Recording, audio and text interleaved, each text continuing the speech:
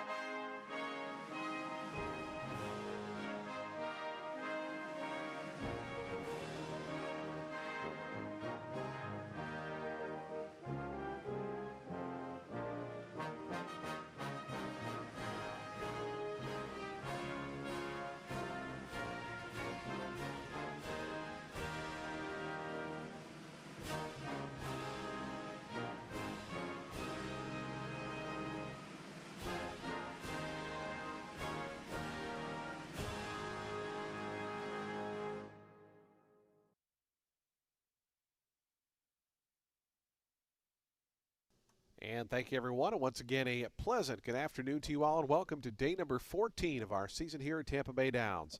A Saturday of live racing set to get underway here in 34 minutes. The main track is fast. The turf is firm. We're racing under beautiful conditions. Temperatures expected to be in the low 70s throughout today's racing card.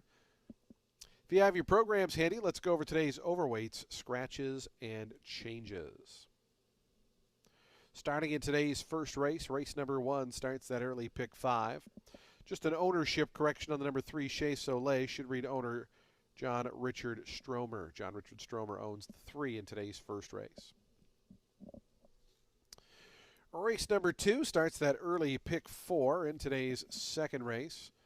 Jockey overweight on the number 4, Mobella Dream, plus 2 pounds, plus 2 on the number 4, Mobella Dream.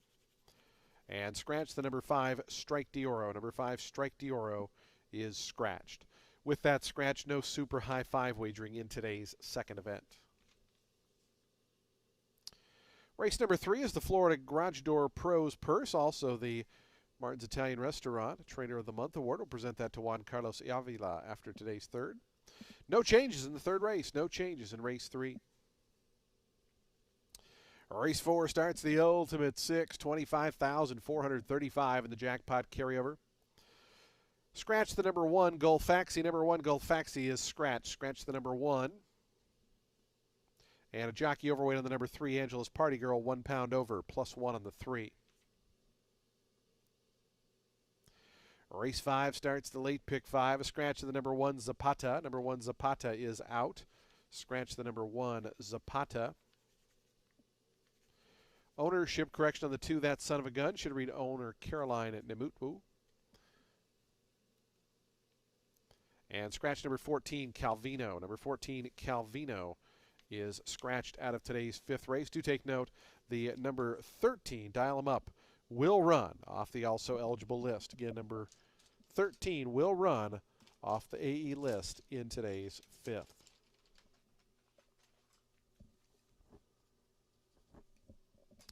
Race number 6 starts the late pick 4. Scratch number 10, Isano. Number 10, Isano is scratched. Scratch the 10.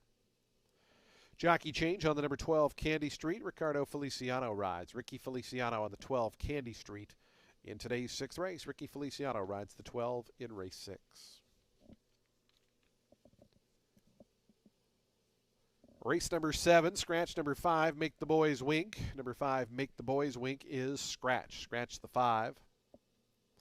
And just a quick ownership change on the number 9, Tour Queen. It should read Jason Hall, not a Jason Hall Stables, as one of the owners. The other owners remain correctly as listed in today's 7th. Race number 8, a jockey overweight on the number 4, Article, plus 2 pounds. Plus 2 on the number 4, Article in today's 8th. Jockey change on the number 9, Yemrejana Christos. Make the rider Angel Serpa. Angel Serpa rides number 9, Yemrejana Christos. Scratch both the also eligibles, 13 and 14. Scratch 13 and 14 out of today's 8th race.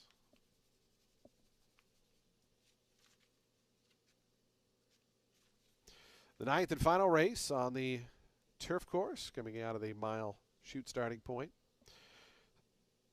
Ownership correction on the number 3 budget exceeded. Should just say William John Bork, not just John Bork, William John Bork. And scratch number 11, Cuckoo. Number 11, Cuckoo, is out. Scratch the 11 out of today's 9th and final. Those are your updated overweight scratches and changes. Today's first post here at Tampa Bay Downs coming up in 30 minutes.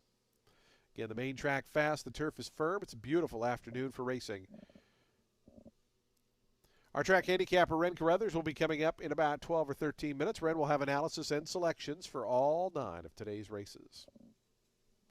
Fans, just a reminder of our racing schedule. No live racing tomorrow. Back at it next Wednesday, Friday, Saturday. Sunday racing will begin in January. Again, Sunday racing now beginning in January. But next week we will race Christmas Eve Wednesday. The facility will be closed Christmas Day on Thursday, but we'll be right back at it live racing on Friday the 26th, which is calendar giveaway day. That's right, one of our most popular days of the season is calendar giveaway day coming up Friday, December the 26th. The first 5,000 patrons with paid admission will receive a 2026 edition of the free commemorative Tampa Bay Downs 100th anniversary calendar. That's coming up on Friday, Boxing Day, the day after Christmas. But first up, we got a Saturday of action. It's day 14 of the season. It's 28 minutes away. We wish you the best of luck today with all of your wagers here at beautiful Tampa Bay Downs.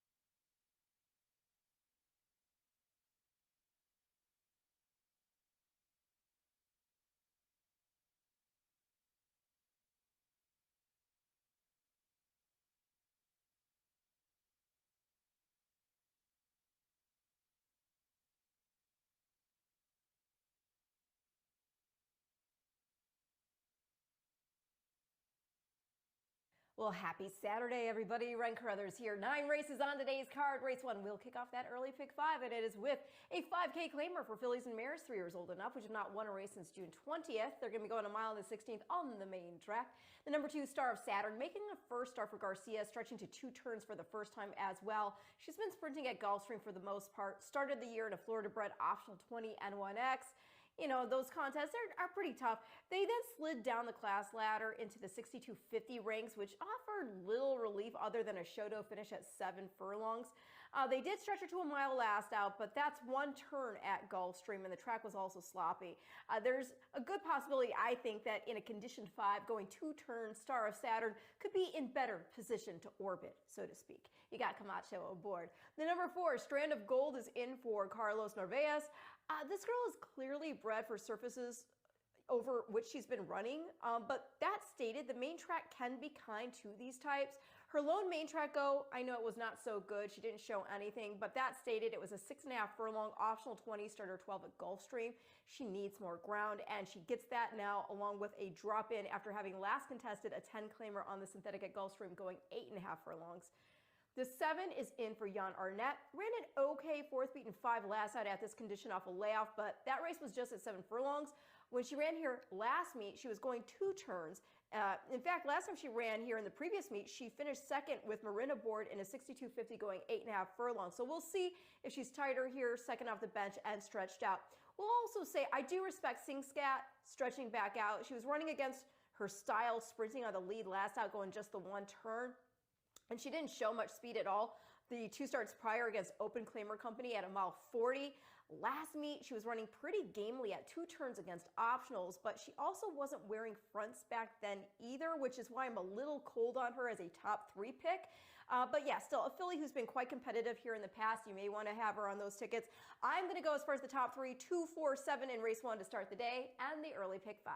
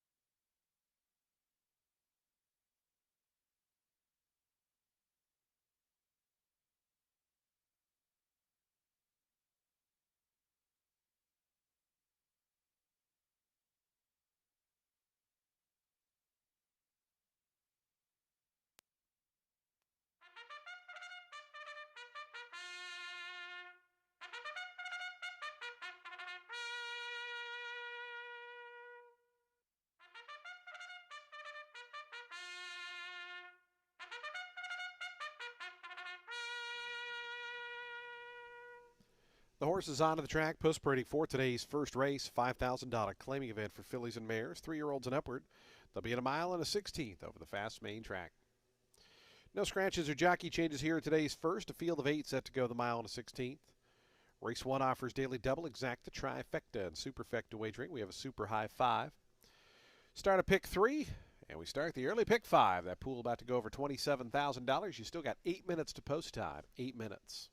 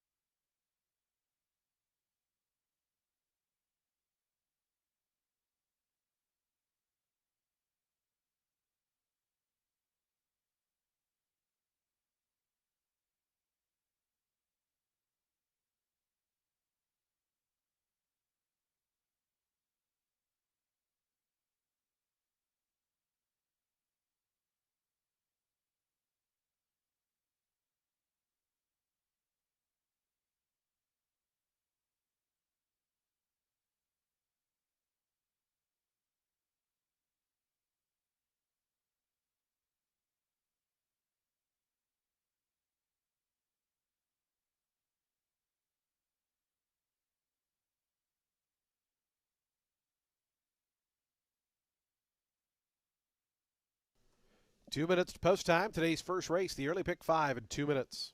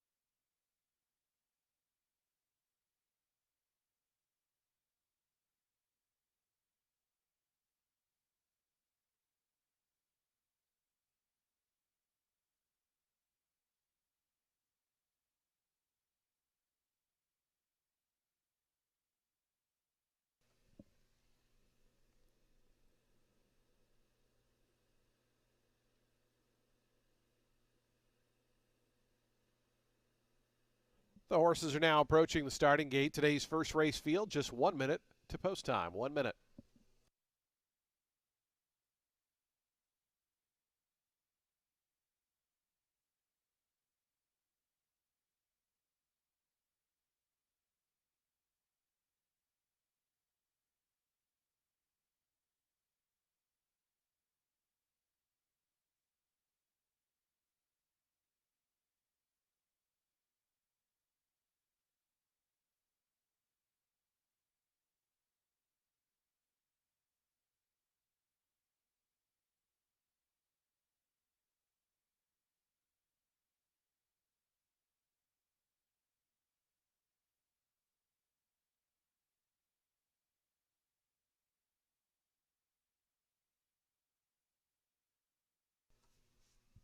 The horses have reached the gate. It's post time. They're lining up now for today's first, ready to kick off day number 14 of the season here at Tampa Bay Downs. Field of 8 here in the opener. 5,000 claimers at a mile and a 16th. Your post time favorite 5-2 on numbers 2 and 7. Here's Ruxton Rocks, big long shot. The first one to join, 44-1 on the rail runner. EM's Treasure Girl coming in along with Star of Saturn. Star of Saturn 2-1 slight favorite here.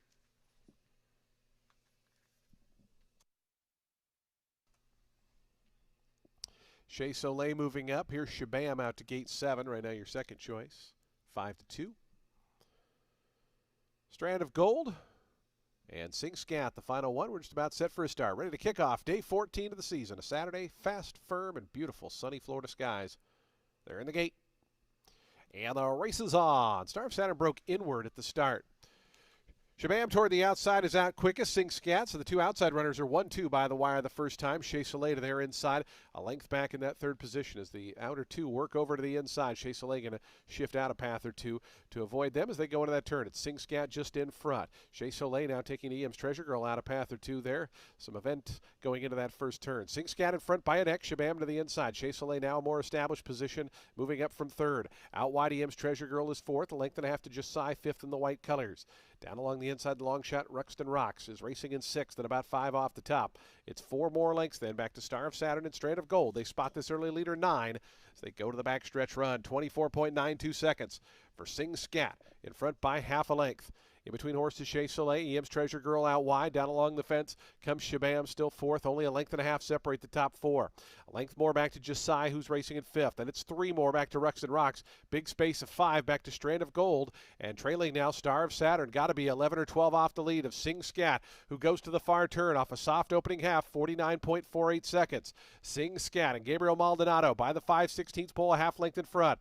EM's Treasure Girl getting closer now on the outside. Here's Josiah with a 3-wide bid. Josiah trying to come after this longtime leader. In behind them comes Shabam as they wind around to the top of the stretch. Here comes Josiah with that bold move on the outside for Joe Trejos. Josiah up to poke ahead in front. Sing Scat counters back toward the inside. They're 2.5 in front of Shabam, who tries to come through on the inside of EM's Treasure Girl. Strand of Gold down the outside. Josiah still there just narrowly though. Sing Scat a dogged opponent toward the inside. Strand of Gold down the center. Sing Scat getting the advantage of Josiah. Sing Scat battles back to win it at 6-1.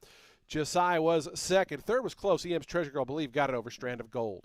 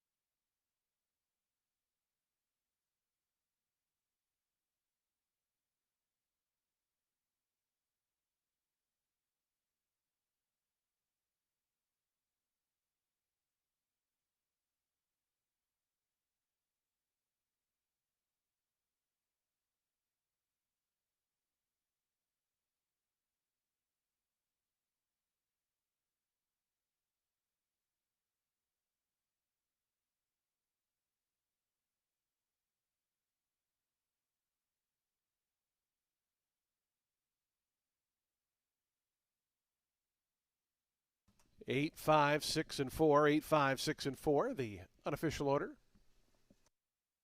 146.43 seconds, the final time.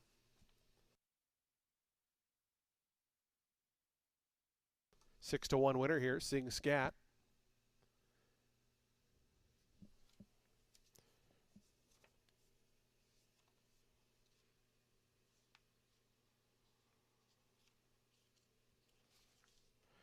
Sing Scat, it's the 8th career win for this 5-year-old dark bear brown mare by Irish Warcry out of Scoot. It was bred in Maryland by Mr. and Mrs. Charles McGinnis. AOM Racing Stables and Diamond Hands Racing LLC are the winning owners. Alejandro Mendieta, the winning trainer. Gabriel Maldonado aboard for the winning ride. Sing Scat, victorious here in today's first.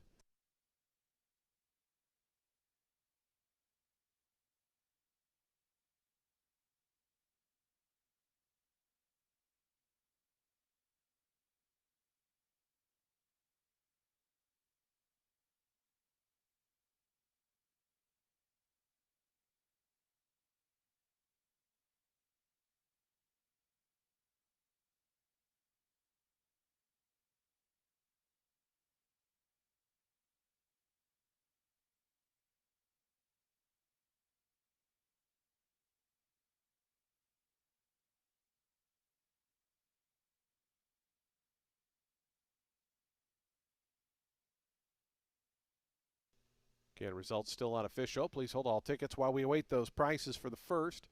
And there they are. Let's get to the prices first. $15.40 on the win. Results are official.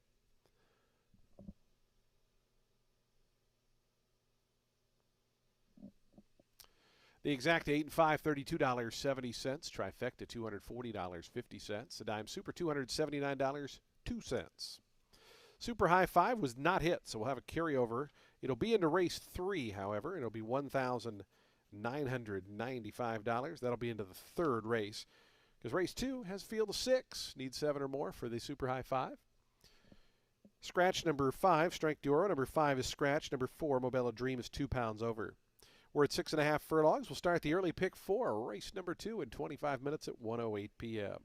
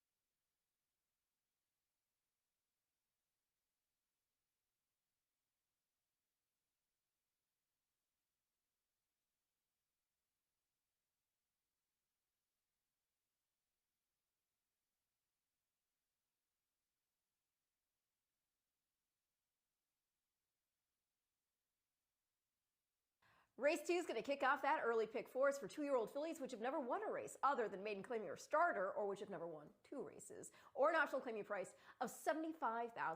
They're going to be going 6.5 furlongs on the main track.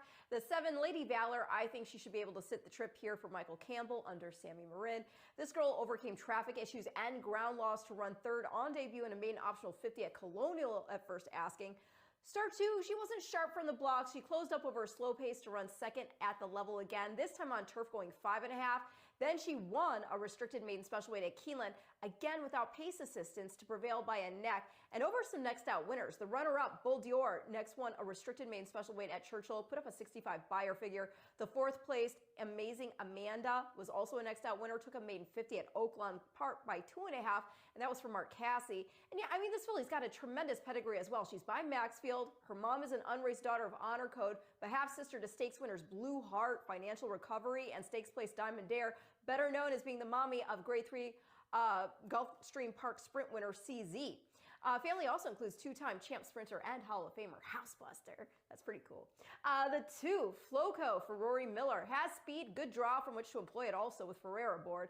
You can forgive her debut finish, bad start, needed experience. Start 2, she ran second against main special weight company in an off the turf and onto the Tapeta go at Gulfstream. This was after setting the pace.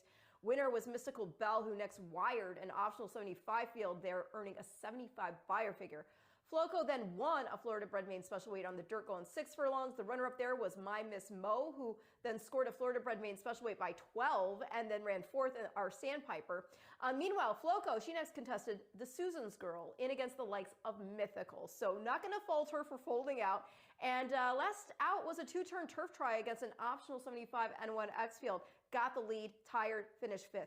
Back to dirt, 1 turn. I think that speed will carry for an in-the-money finish. And then the 6, Ridgie, in off a win here over an optional starter 25 field. Just a filly who really strikes you as one who loves to chase down the competition.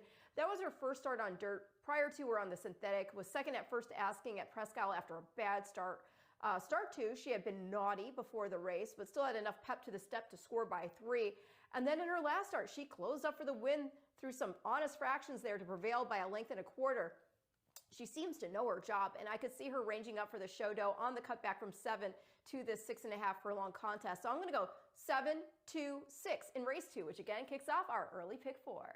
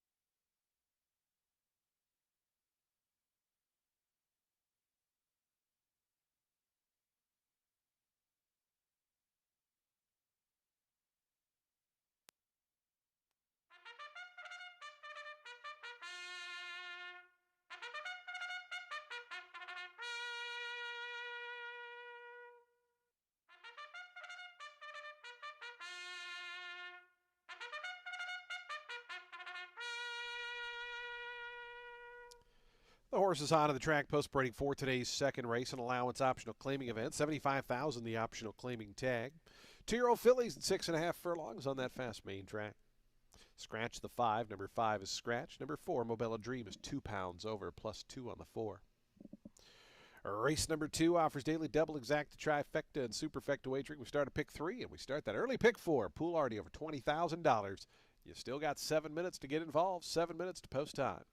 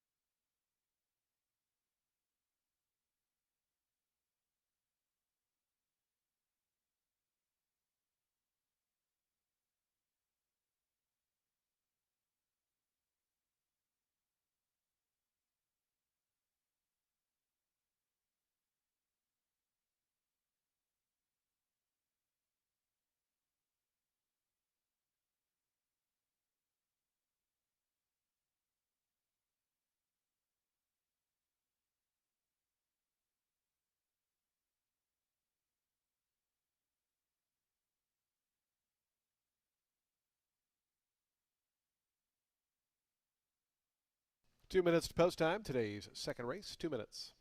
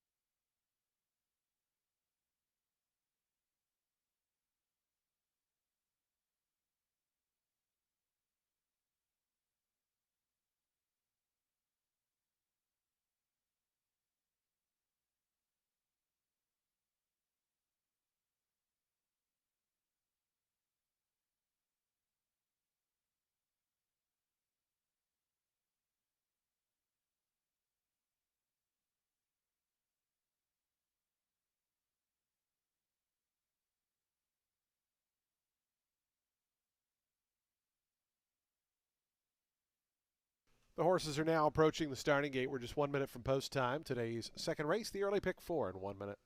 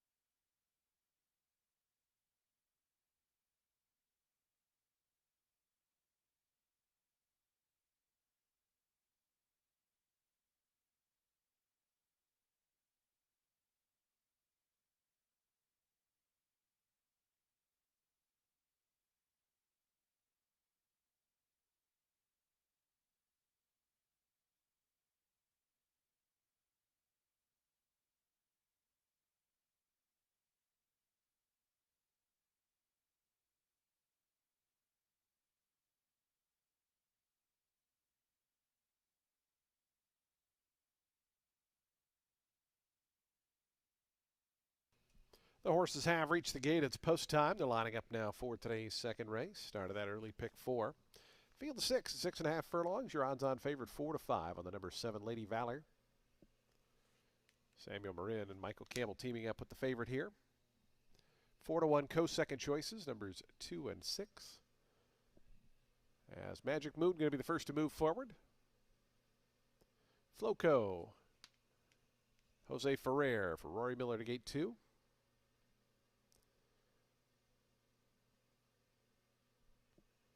Here's Fly Life. Mobilla Dream is going to be next in the purple and white. The final 2, Ridgie and Lady Valor, will be all set for a start, ready to kick off the early pick 4 on this sunny Saturday. Little bit of a breeze. It'll be a tailwind for the runners down the backstretch, a headwind coming home, but it is very, very subtle. Lady Valor, the favorite to the outside to complete the line. They're in the gate. And the race is on. Pretty level start. Mobella Dream flashing the best early foot. Pokes ahead in front early on. Magic Moon down toward the inside coming through to challenge. And right to their outside is Ridgie. Those 3 across the course. Right between them, Fly Life now wants to make it 4 in the front vanguard. A length more, then back to Floco. Comes through down along the inside. The favorite, Lady Valor, is the early trailer, but only 4.5 lengths off the lead is Magic Moon. And Ricky Feliciano sent through to lead him. It's Magic Moon. Going to the half-mile, pull 3/4 of a length in front. The opening quarter, 22.72 seconds. Magic Moon now almost a length clear of Fly Life, who's in that second position. Mobella Dream out 3 deep in third. Floco trying to sneak through on the inside. Ridgie's out 4 deep. And Lady Valor still trails, just 3.5 lengths tip to tail. Might even only be less than that. As around the far turn they go. Magic Moon is still the leader. It's Magic Moon just in front of Ridgie, who's trying to move up on the far outside. Mobella Dreams is there 3 deep, looking for a seam between horses. Fly Life, and way to the outside, hooking out is Lady Valor, going to be 5 or 6 wide. Goes all the way to the outside. They stack 5 across the course with a final furlong left to go. Mobella Dream and Ridgie, these two go on best. Lady Valor down the outside trying to get to them. Ridgie and Mobella Dream, these two to the 16th pole. Riggie's just in front. Mobella Dream battles on. Lady Valor down the outside, but it's Ridgie. Ridgie going to go on to win it here. Second ended up very close there. Lady Valor might have got up over Mobella Dream. It was a ways back to Fly Life, who finished 4th.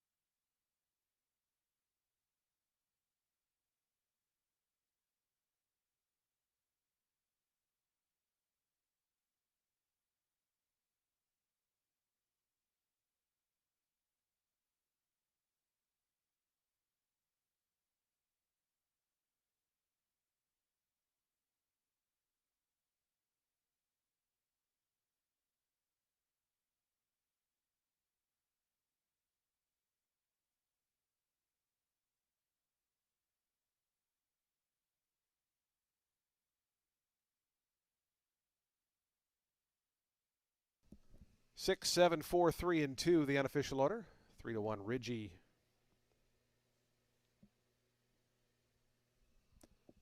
Your second choice, the winner.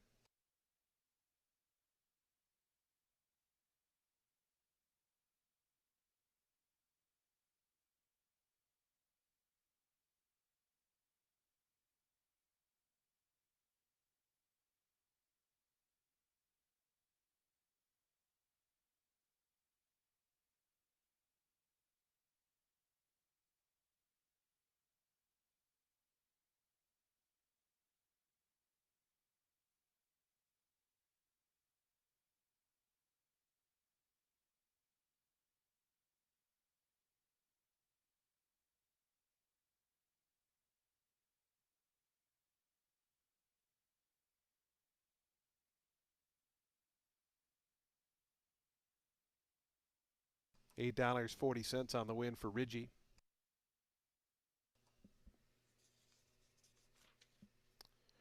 Ridgie makes it 3 wins in a row here.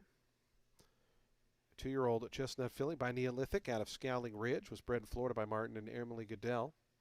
Martin Goodell, the winning owner. Maria Bowersock, the winning trainer.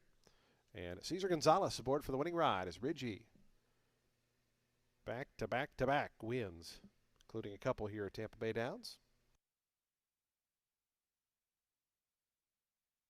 Stop the clock, 118.22 for the 6.5 furlongs.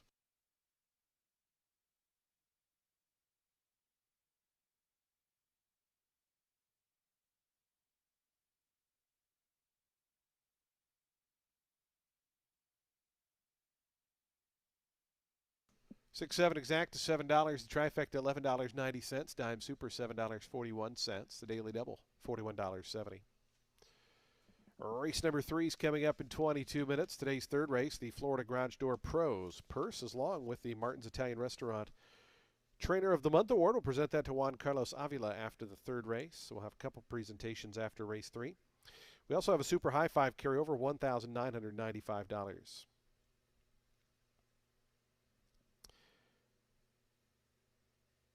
Field of 8 set to go 7 furlongs on the main track. Start another pick 4 in 22 minutes at 1:39 p.m.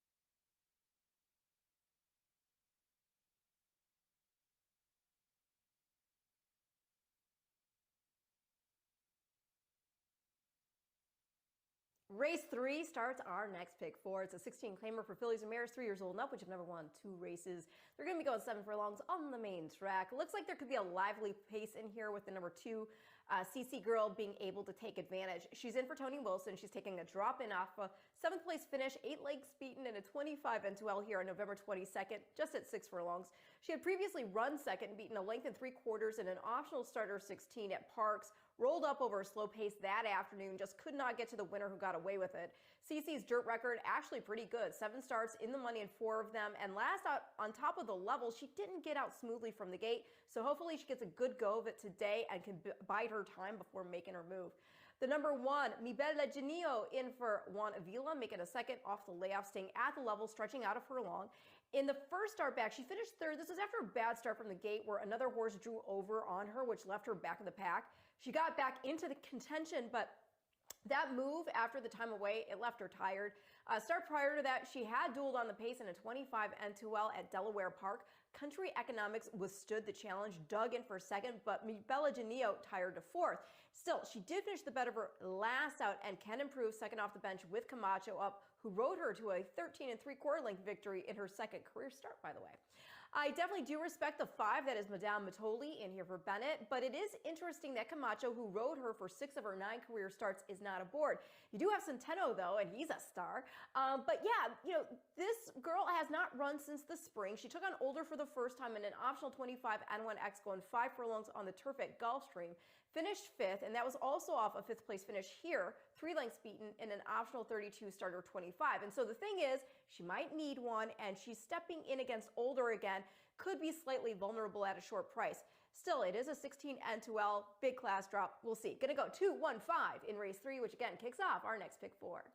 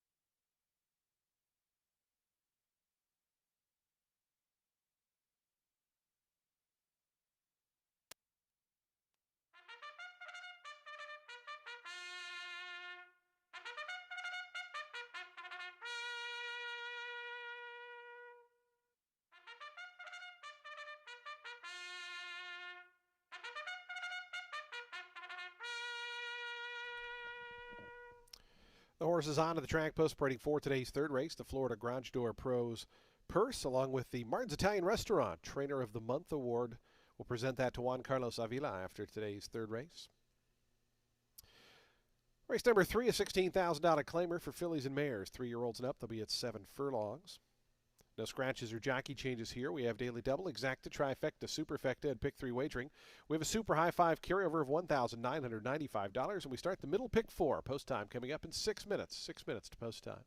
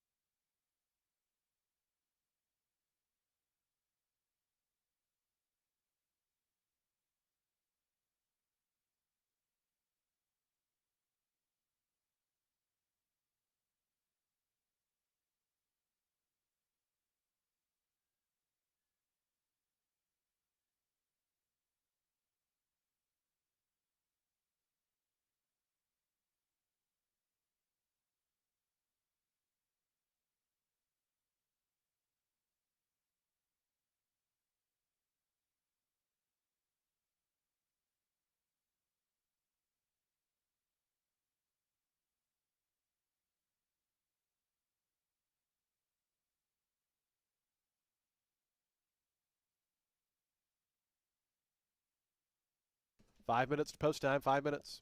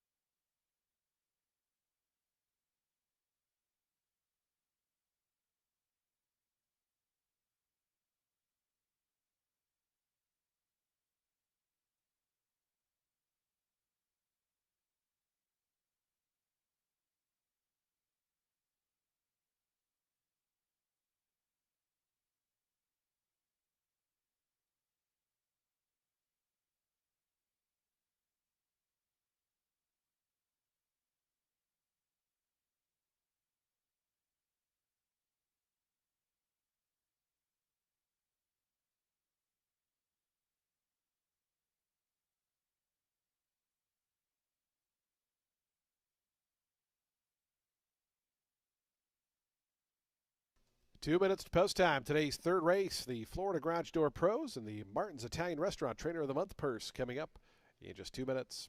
Fans, just a reminder, Martin's Italian Restaurant, which sponsors our Trainer and Jockey of the Month Award, located just west of the track on Tampa Road. Great Italian food and proud sponsors of our Trainer of the Month and Jockey of the Month, Martin's Italian Restaurant.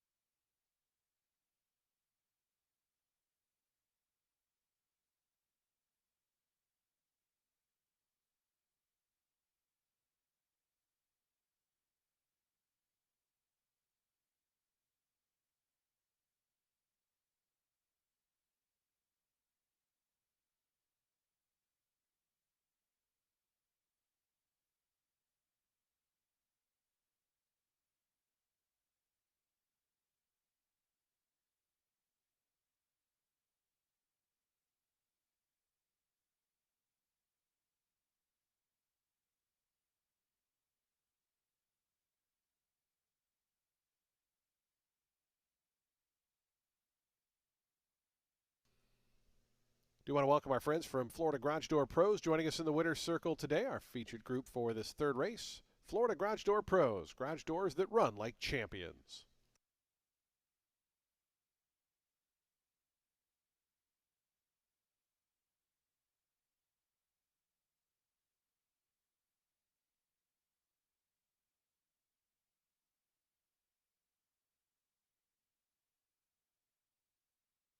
Approaching the gate, 1 minute.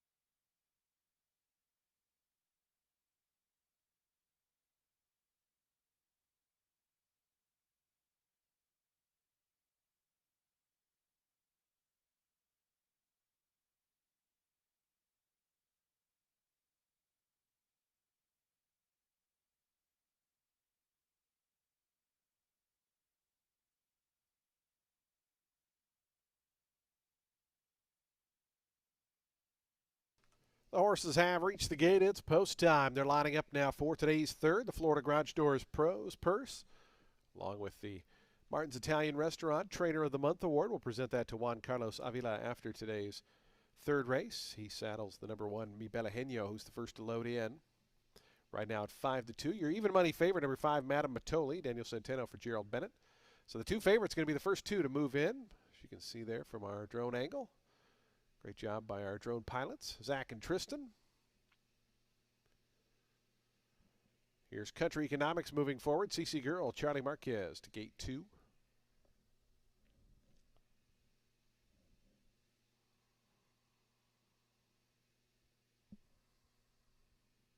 Park Avenue Betty and Forever Again are going to be the next pair. Forever Again, 31-1 price. Even money, Madame Matoli, 5-2. Mi Bella Genio, 9-2 on the 2 CC Girl. Those are your top three. So we just await a couple long shots here. Tourist Style and Super Ingreda will be set for a start today's third. The Florida Garage Door Pros and Martin's Italian Restaurant Trainer of the Month Award purse. Super Ingreda, the house pink colors out to gate 8.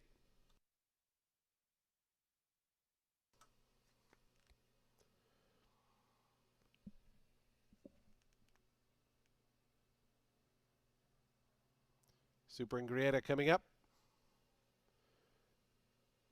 And in. They're in the gate.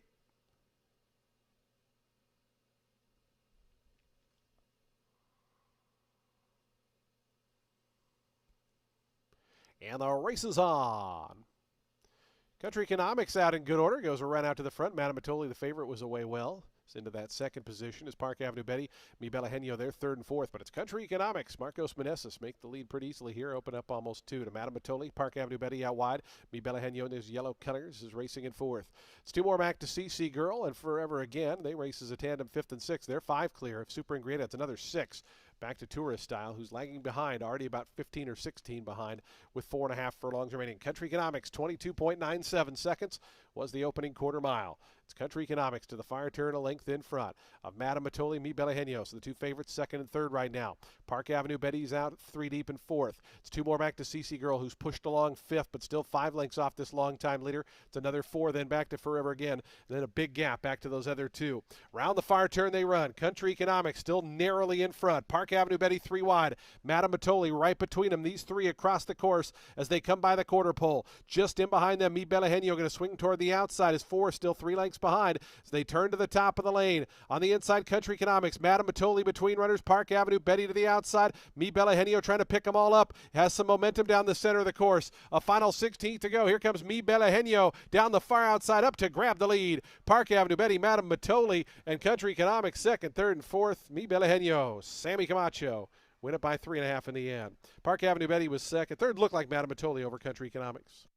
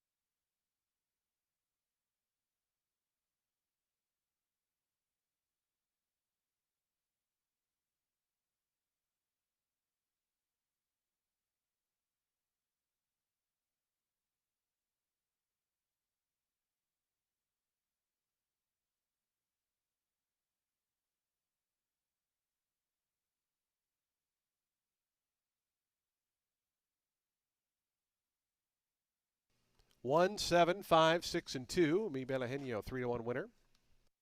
Floated up just a touch there to that 3-1 price. Park Avenue Betty, 5-1. Your even money favorite, Madame Matoli, third. 124.61 the final time. Race 3, the Florida Garage Door Pros. And Martin's Italian Restaurant Trainer of the Month purse. Again, we'll have both those presentations coming up after this Winner's Circle presentation.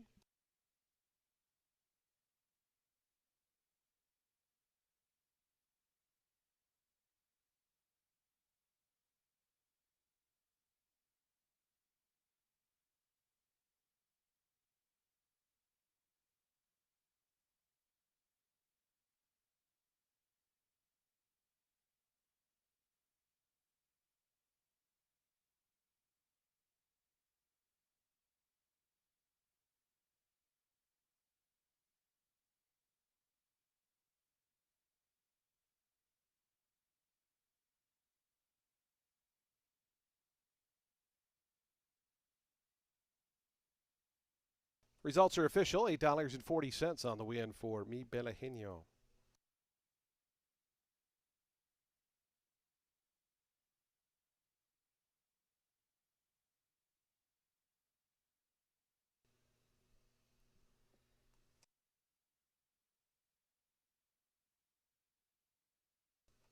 Our Martin's Italian Restaurant Trainer of the Month award winner, Juan Carlos Avila, saddles Mi Bella Genio.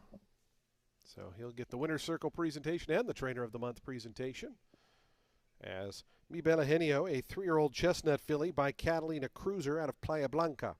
Bred in Kentucky by Mockmer Hall. YPB Racing Stables, LLC are the winning owners. Juan Carlos Avila, the winning trainer. Sammy Camacho aboard for the winning ride. As Mi Bella Genio, victorious in today's third, the Florida Garage Door Pros purse and the Martin's Italian Restaurant Trainer of the Month award winner.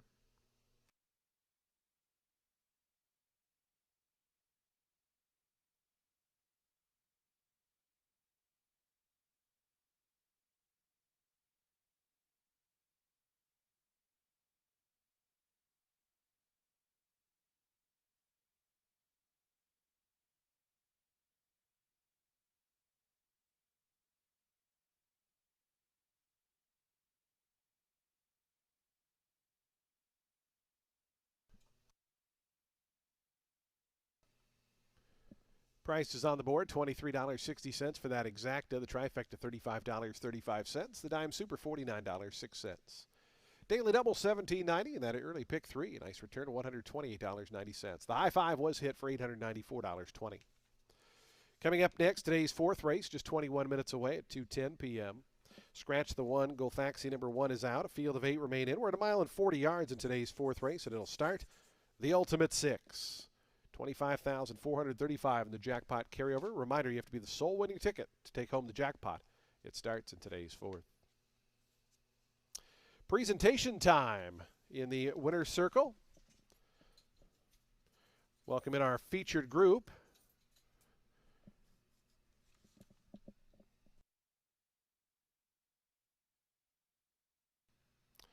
As Florida Garage Door Pros, garage doors that run like champions. Our featured group here for the third race. We want to welcome our friends from Florida Garage Door Pros out to the races today.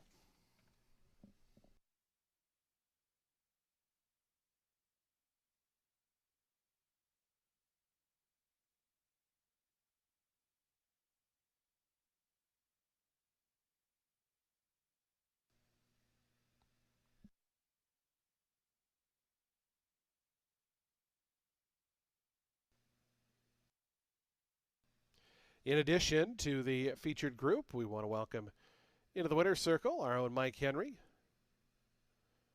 along with Margot Flynn and members of the Martin's Italian Restaurant crew, to present the trophy for the Trainer of the Month, the Martin's Italian Kitchen, or Martin's Italian Restaurant Trainer of the Month Award, Martin's Italian Restaurant, located just west of the track on Tampa Road, presenting to Juan Carlos Avila, our Trainer of the Month, brought to you by Martin's Italian Restaurant on Tampa Road.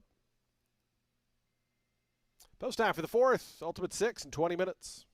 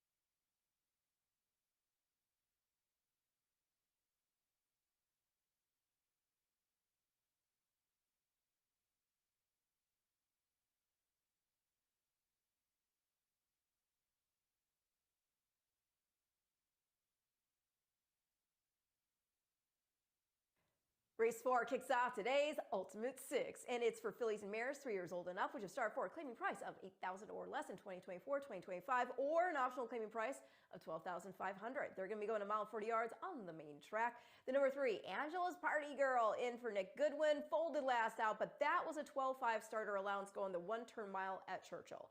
The winner was Next Girl, who was in there off a 6th place finish in the Maryland Millions Distaff, and out of that Churchill start, she lost by a nose in an optional 40 N2X at Laurel. That was just yesterday, earned a 79 buyer.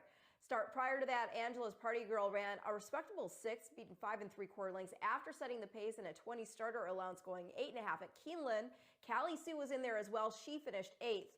But yeah, winner was Romantic Dancer, who had won her previous start at Keeneland by 5 1/4 at the 40 N2L level. The 3rd place runner in that race was Colonial Rose, and she was in off a 30 starter allowance win for non-winners of one other than at Churchill, which she took by 5 3/4 lengths.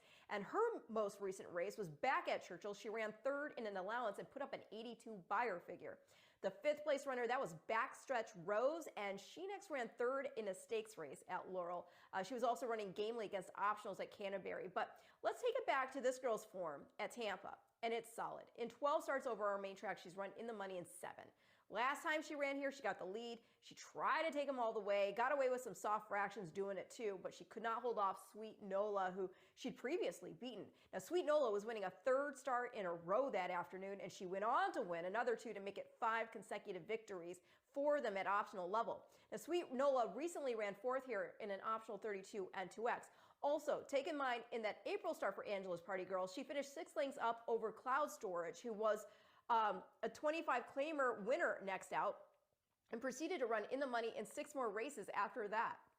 The 2 is Callie Sue, in for Joel Campbell. Again, she was in that October 25th starter allowance at Keeneland. She had a bad start from the gate. It was a first off the layoff as well. Next out, she started from the rail here in an optional 32, going just 7 furlongs. Thinking the class relief along with the 2 starts tightening the screws could get this girl at least in the money. The last start she'd had here prior in the meet, she won a open 10, or the prior meet, she'd won an open 10. She did it by 5, and at this level, she had 2 show doe performances with Marin up. Going to complete the top 3 with the number 5. That's Omikami, in making a first off the claim for Mike Deeney. She had been running against optionals on the synthetic at Prescott before coming to Tampa. Wasn't great in the first start here at the straight 10 level, but the pace was also slow, and she's a closer. Start 2 dropped in for 62.50. There was a bit more zest, and she came rolling from behind to get 2 1/4 off Cressati there in the end. Perhaps new barn, same distance, and a bit more pace will make a difference for her to get an in-the-money finish. So I'm going to go 3, 2, 5 in race 4, and your Ultimate Six starts now.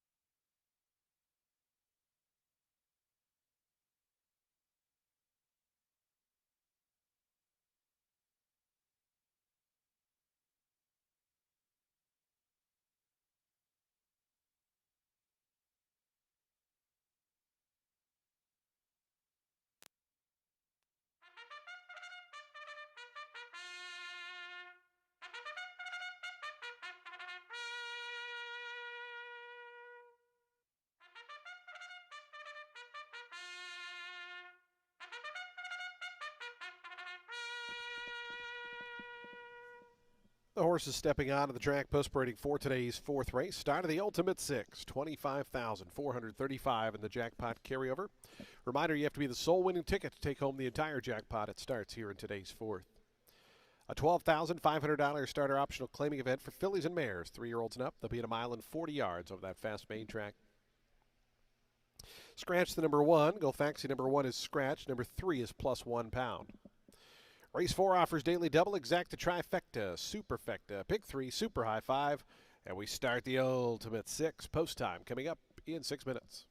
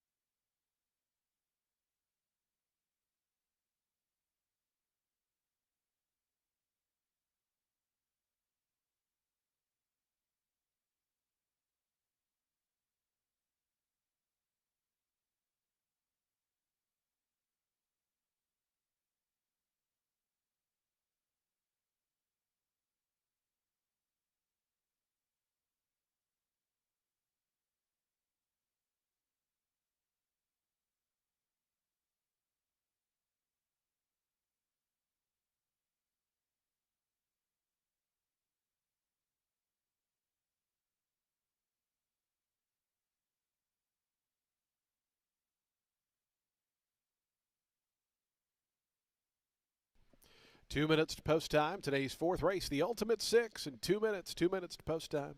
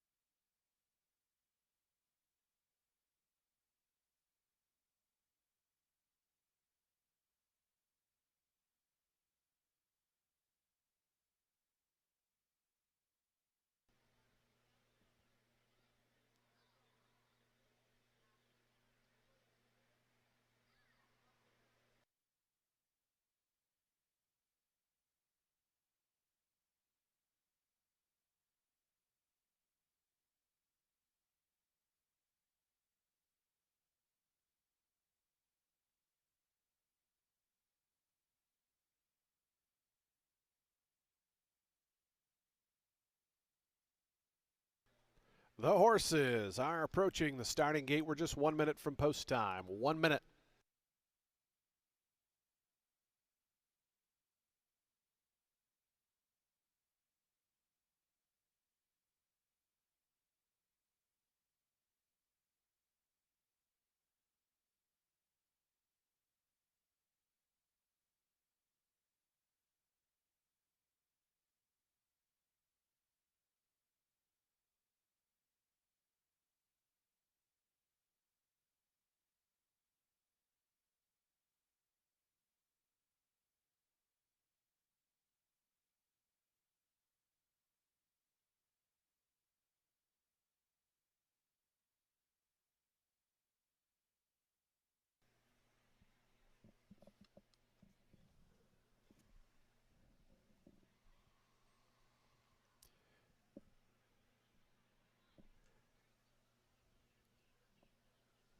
And the horses have reached the gate. It's post time. They're lining up now for today's fourth start of the Ultimate Six.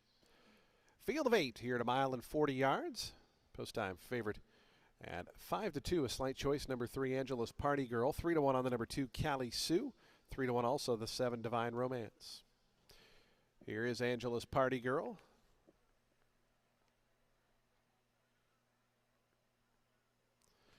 Divine Romance, Israel Rodriguez to gate 7.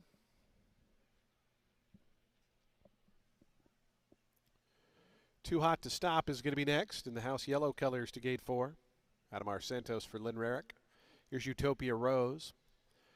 Omikami and Crosati going to be the final 2, and we'll be all set for a start. Today's Ultimate Six kicking off here in the 4th. Starter Eddie Boobles to send them on their way. A mile and 40. They're in the gate. And the race is on. Utopia Rose came away slowly. Awkward start there for Tortuga Island as well. Angela's Party Girl goes right to the front at once. Callie Sue, Too Hot to Stop, and Divine Romance. Those 3 lining up in behind Angela's Party Girl, who makes the lead. Going to the turn. Crosati going to join them up 4 wide from the outside in 5th.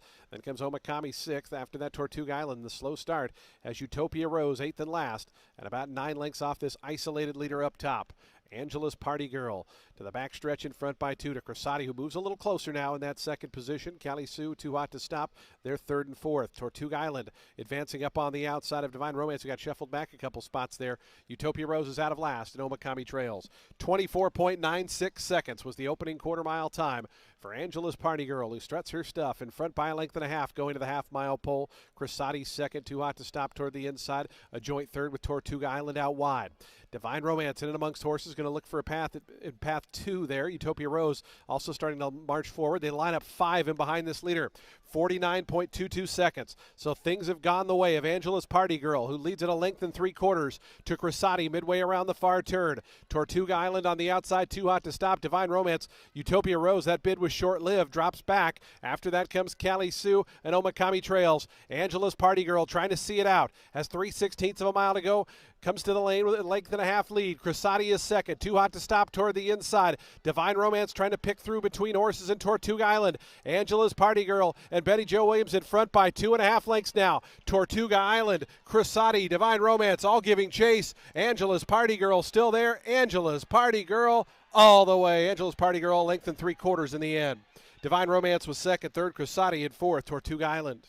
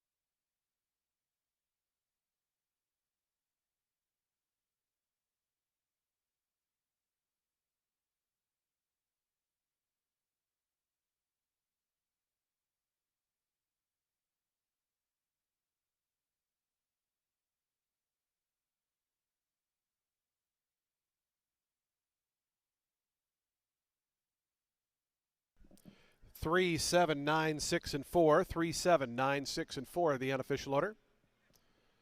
Final time there, 142.25 seconds. Your 7-5 favorite, Angela's Party Girl, the winner.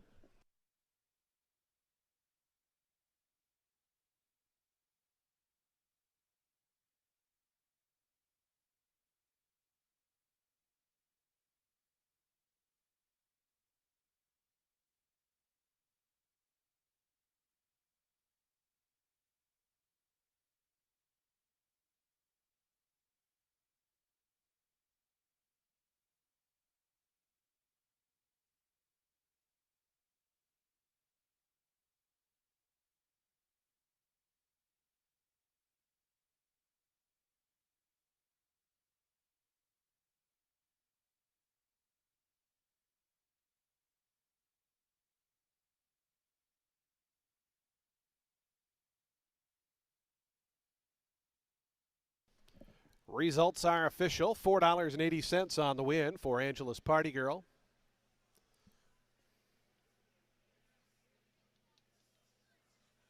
It's the 10th career win for Angela's Party Girl and 4th here at Tampa Bay Downs.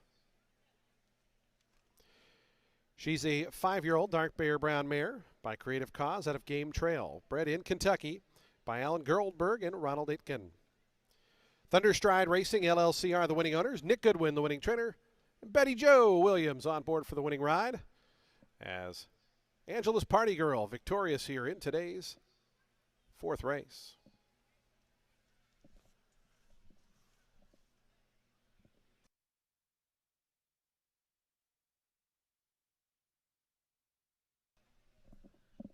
Here's Angela's Party Girl into the winner's circle.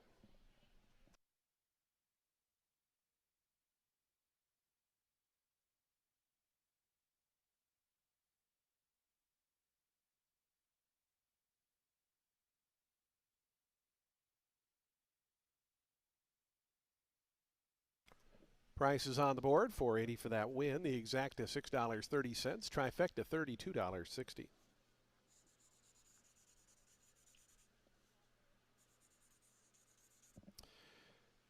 Superfecta $33.85. The daily double $14.20. The pick three $54.60. The dollar high five $3,005.90. Today's 5th race is coming up next. We'll start the late pick 5. We're on the turf course at a mile and a 16th. We got a full field of 12 to go on the grass. Scratch 1 and 14. 1 and 14 are scratched. The 13 does run. Post time for today's 5th, the late pick 5s, and in even 20 minutes at 2:40 p.m.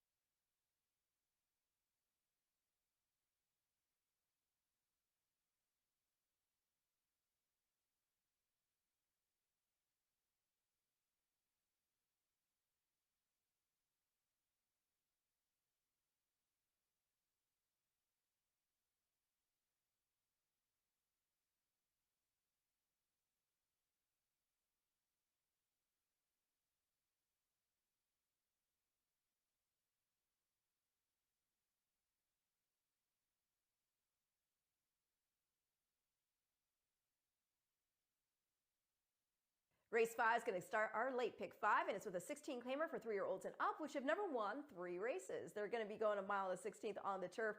The 3 is in for Tim Shaw. He's making a second start off the layoff after running second here in that 16 N3X on November 29th.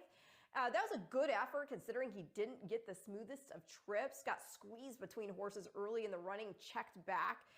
And, he had some ground loss later. He's still close to get within 2. Now, the last time he'd run at Tampa prior to that, he'd gotten beat just a length and a half in a 25 N3L. Toro Forward was second that day. That horse deserves respect as well. I just don't know if he's back to form yet. But yeah, this guy, I think with a smooth go from the blocks this time, getting more ground, could be able to put in a very good performance. He's got dimension, and he's been seasoned against Allowance Company in the past. The 7 Endless Rain is making a second start off the layoff for Bennett. I thought he ran pretty well in the first one. That was that 16 N3X on November 29th. He hadn't run since September, and he hadn't been on turf since April. That's when, after a traffic-troubled trip starting from the rail, he got beat 2.5 lengths in a 25 N3L as the post-time favorite. But yeah, as for that last start, he was in the outside post. He had a wide trip. He was closing well after going wide off the turn until he took a slightly awkward step. He swapped back to the wrong lead at that point and was ultimately beaten 3.25 lengths. I think he can improve with the recency and a better journey. The number 6 is Toro Forward, one of 2 entered for Van Winkle. Again, this boy, he deserves respect. He used to be forwardly placed when he ran here last meet. Last time he ran at Tampa, he got the lead, and he just got caught to lose by 3/4 of a length in a 25 N3L going a mile. He went to Canterbury. He ran a close 4th after setting the pace in an optional 12 N1X there. But then the next 2 starts, which were really fast-paced early, not what he was used to. Obviously, he didn't get the lead in there. He finished double-digit lengths back in both of those. Those were 15 beaten claimers. So then he took some time off. He showed a little spark in that first outing here back at Tampa, but it was a 25 N3X. He hadn't run since August. I think second off, dropped in for 16. He could do better. He used to be able to rate and make a move. And I mean, that's what he did last year for some in-the-money finishes. So let's hope he can return to that kind of form, as there are speedier types in this race. So I'm going to go 3, 7, 6 in race 5, which again kicks off the late pick 5.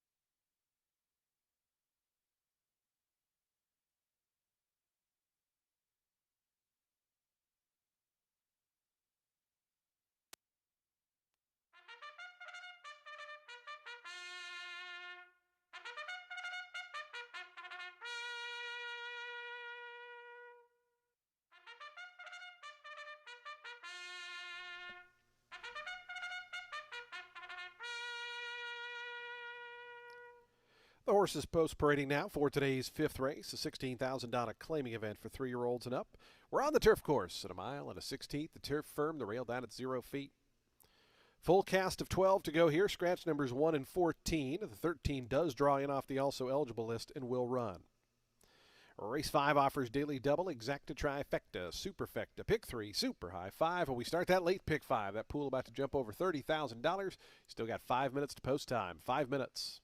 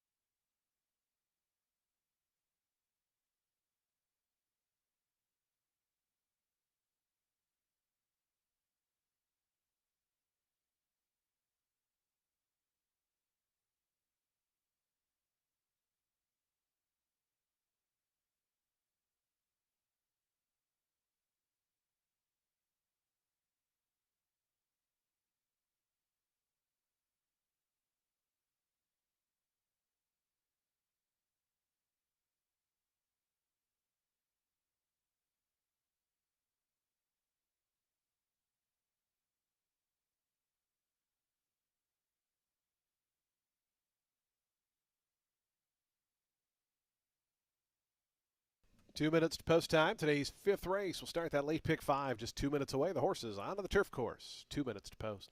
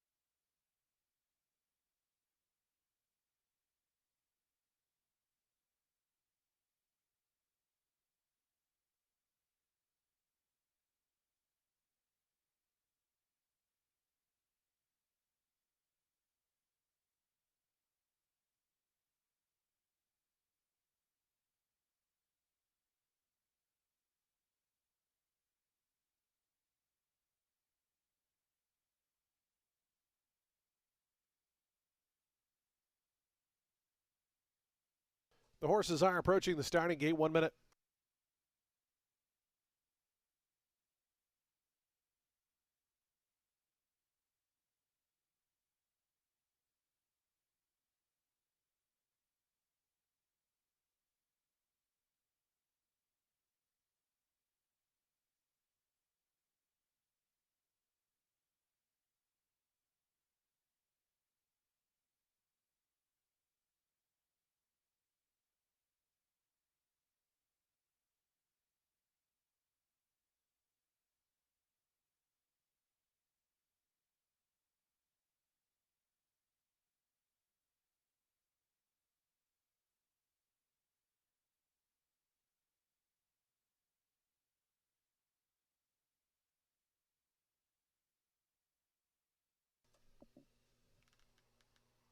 And the horses have reached the gate. It's post time. They're lining up now for today's fifth. Starting a late pick 5.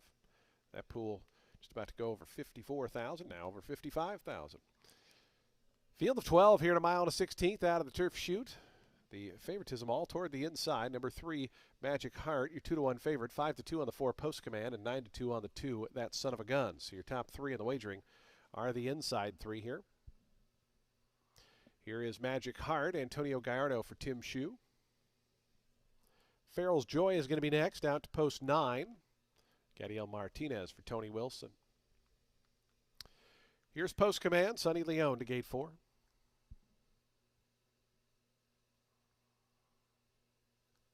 Zoo Daddy. Big long shot here at 31-1. Cipriano Gil for our Martin's Italian Restaurant Trainer of the Week, Juan Carlos Avila. Looks like we got 3 more left to load as Kay's pick goes in. Endless Rain going to be to post 7, then Latin Force, and Dial 'em Up will complete the line.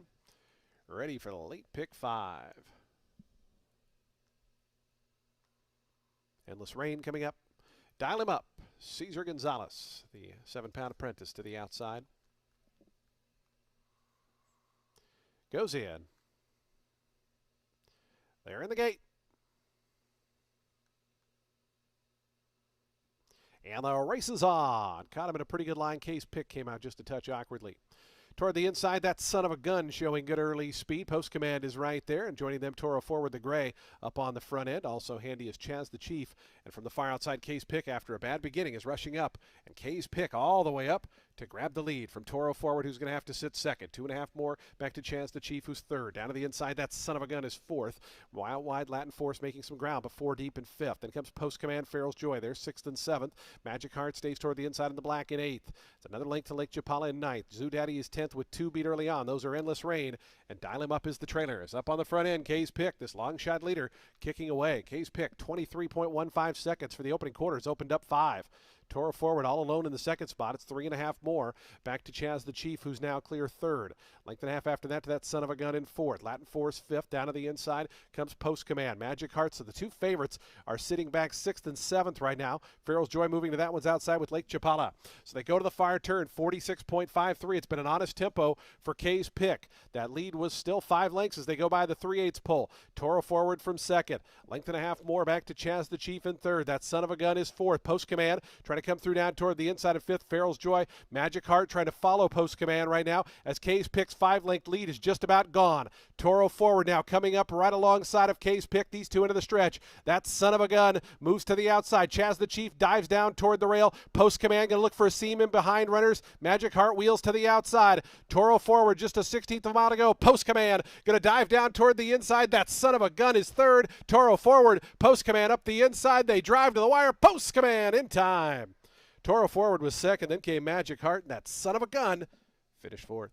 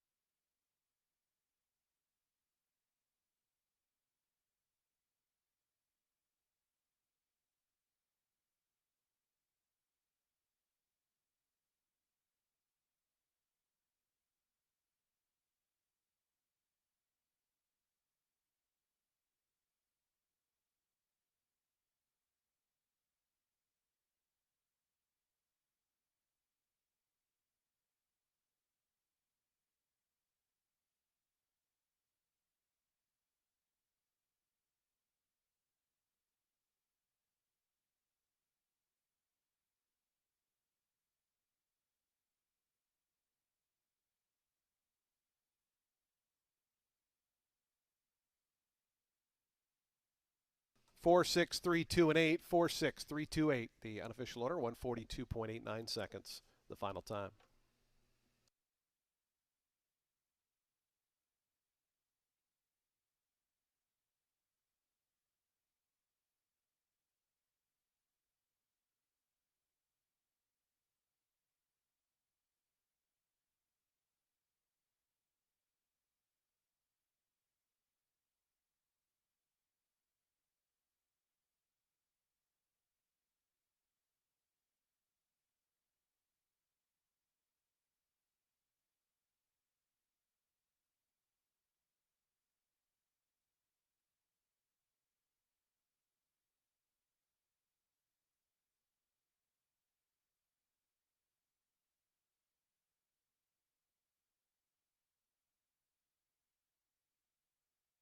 Results are now official. $4.80 on the win for Post Command. Your 7-5 favored victorious here.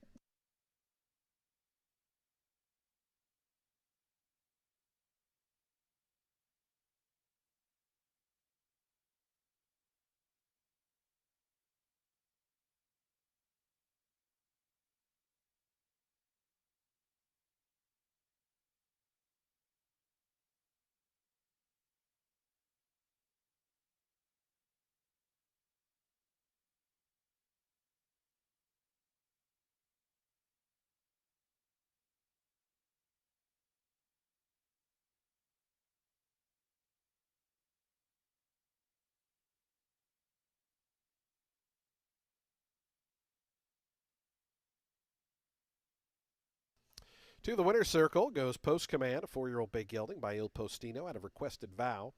Bred in New Jersey by Law Legacy Stables LLC.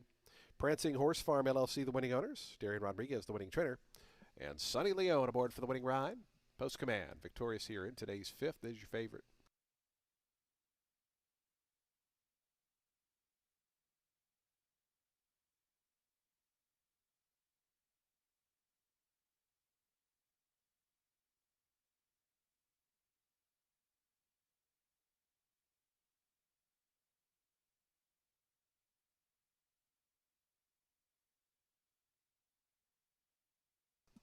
Four six exacted, $19.10. The trifecta, $27.20. The dime super, $23.91. Daily double, $9.40. The pick three, $24.65. The early pick four, $145.05. And the early pick five, $1,222.15. Nobody had the super high five, so we're going to carry over $994 and change.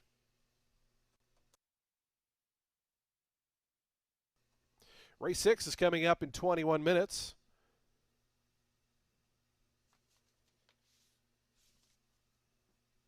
Race number 6, Scratch the 10 Isano. A field of 11 set to go here. Number 12, Candy Street, will be ridden by Ricky Feliciano. Another big field, another great wagering opportunity. Late pick 4 in 20 minutes.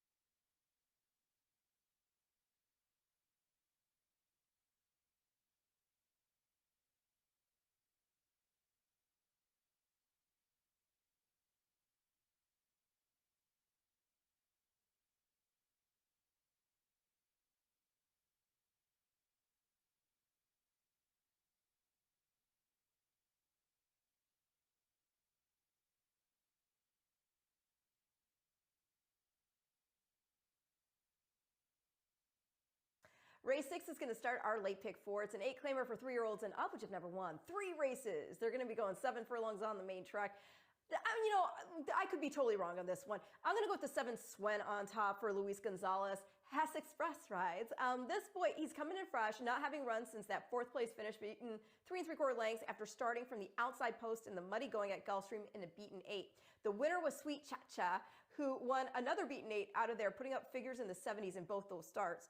Now, start prior to that for Swen, he was well beaten in a race in which Don't Answer finished 4th, but it appeared that Swen broke into the gate a bit into his right shoulder. I could be wrong on that. It was hard to tell for sure. And that was tough company as well. The winner was Secret Empire, put up an 82 buyer figure next out, getting beat just a length in an optional 20 starter 12, and then an 87 winning an allowance N1X. That horse, Secret Empire, then came to Tampa and won an optional 16 N1X. Additionally, the 3rd place runner in the July start was a next out winner at the beaten 8 level, put up a 73. Swen had put in 2 in-the-money finishes prior to that, including a second over Don't Answer, and he also has a record here at Tampa. He's got 2 wins from 6 starts over this course. He won a main 10 here back in January pretty easily, going 2 turns. Then he got overmatched in a 25 N2L. They tried grass. He got the lead going the mile, but did tire. That was a 16 N2L. They then dropped in for 8, and he won from off the pace going just 6. He got claimed, and next outing, I know he was being 23 and a half lengths, but that was an optional 12 starter 8, and the winner was Silver Slugger. They were more reasonable with the next start, dropped into a 16 N3L, but it was a short 4-horse field. And yeah, he ran 4th, but not before pressing the pace, and he was only 5 3/4 lengths off the winner. That was Nick's Bro, who won an Open 10 on the synthetic at Gulfstream out there, putting up a 72 buyer. He then got beat just a half length in a 50 claimer, by the way. So nice horse there in the company lines. But yeah, all this to say, I think freshened up and in an 8 N3L, Swen could do well here. The 4, Artwell, in for Michelle Castillo, ran a good 4th here at the level after setting the initial pace. That was going 8.5 furlongs. He had previously run a well-beaten 2nd to the front-running El Chispazo, going a mile 40. The 3rd placed King Freud, he went on to run 2nd in the December 10th start, put up a 69 buyer. I think Artwell could do well here, coming from a rated position on the cut back to 7. And then I will complete the top 3 with the number 8. Don't Be So Grouchy. Hopefully coming in happy off a freshener. You get Marin aboard. Going to skip down from the Monmouth races, where he did okay, but seemed to follow form at the N3L level, despite it being just at the 7.5 claim price. When he ran here last week, he was running gamely in N2Ls at the 16 price. And so I'm hoping dropped in for 8, he can prove good enough to get a piece against N3Ls. He's running the money on this track in 5 of 6. So I'm going to go 7, 4, 8 in race 6, which again kicks off the late pick 4.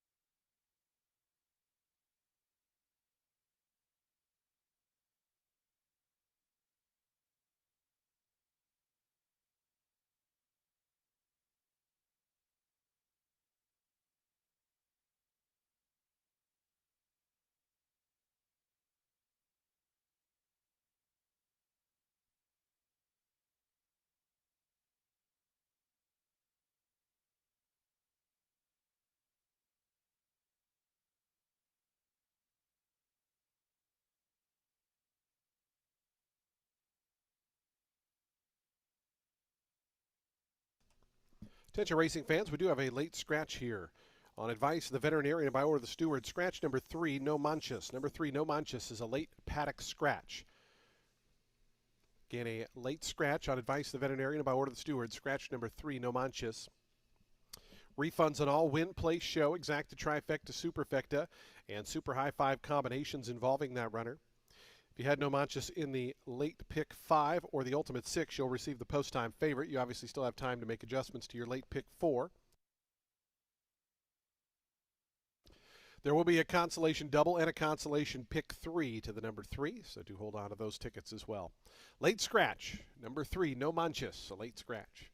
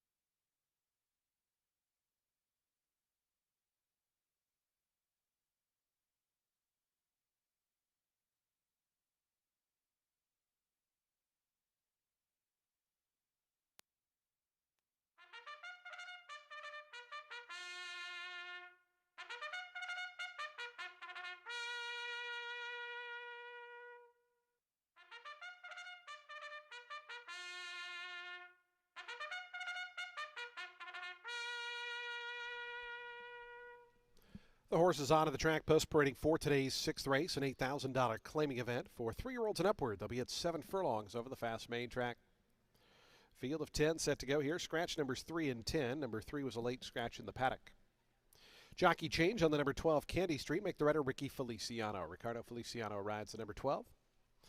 Race 6 offers daily double, exacta, trifecta, and superfecta wagering. We start at pick 3. We have a super high five carryover, $994. And we start the late pick 4, post time in 5 minutes.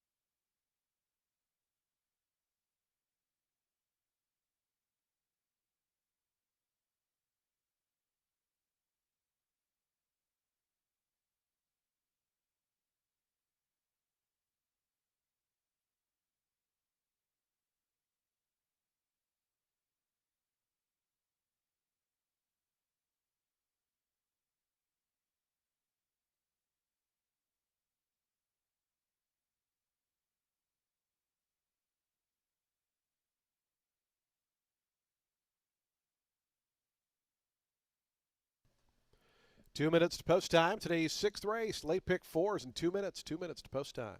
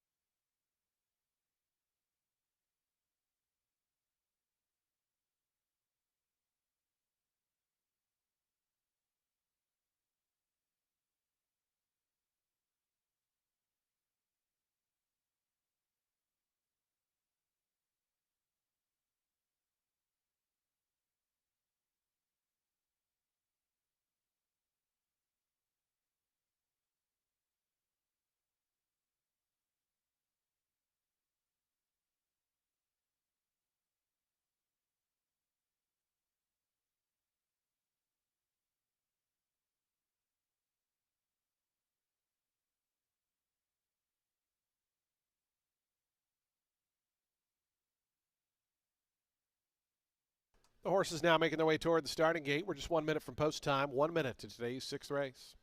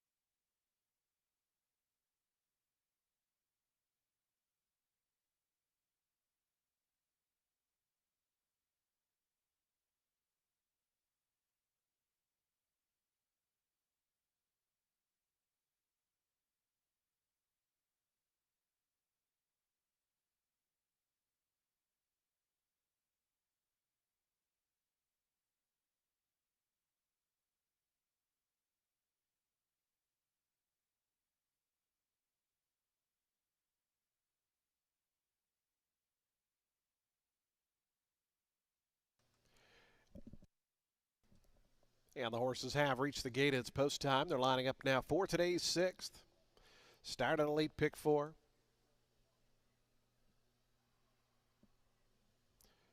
Field of 10 here out of the chute at 7 furlongs on the main track. Your 2-1 favorite, number 4, Aren't Well. 4-1 on the 5, Diamond Mesa. 5-1 out wide for number 12, Candy Street. Performance Plus, the first one to load in.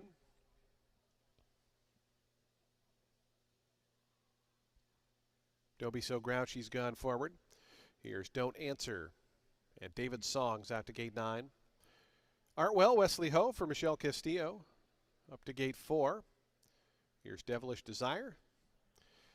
Waiting on Diamond Mesa, Melody Win. And Candy Street will be all set for a start. They're loading quickly here for the sixth.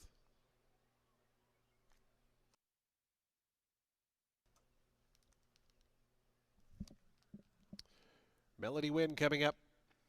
And the final one going to be Candy Street. Ricky Feliciano to the outside draw. Here's Candy Street. Going in. They're in the gate.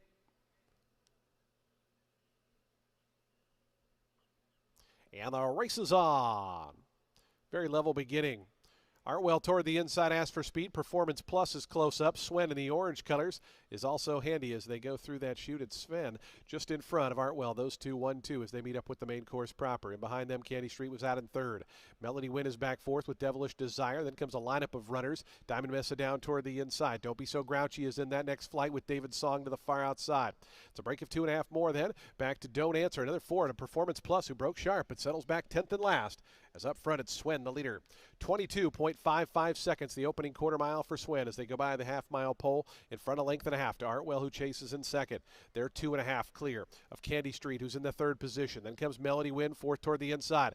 David Song starting to move out four deep, is now up to fourth, coming up into third now as they wind around that far turn. It's Swen in front. Swen the leader by a length. Artwell in the second spot. On the far outside, David Songs continues to make steady progress. From the back, Don't Be So Grouchy trying to wind it up with Devilish Desire. David Songs comes after the lead at the top of the stretch. It's David Songs, but a wall of challengers just in behind. Don't Be So Grouchy moving up on the far outside. Artwell had to tap on the brakes there in traffic. Melody Wynn is in that firing line as well. A final 16th to go, and it's a scramble. Don't Be So Grouchy on the outside. Artwell down on the inside. Melody Wynn. These are the two that emerge. Melody Wynn and Don't Be So Grouchy. Melody Wynn at 7-2 to win it. Don't Be So Grouchy was second. Third ended up close there on the far outside. Don't Answer got into a photo.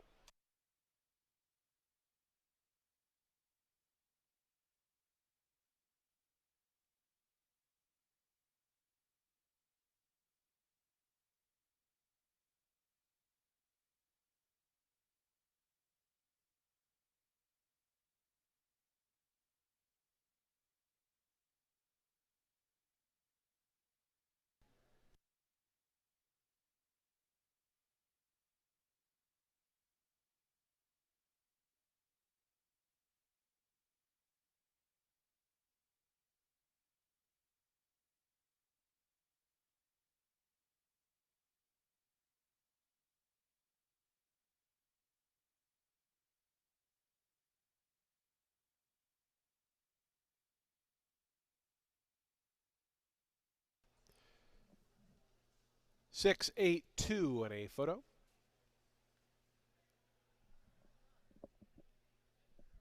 Melody Wynn at 7-2. Number 8, Don't Be So Grouchy at 11-1. And number 2, Don't Answer, 28-1 third.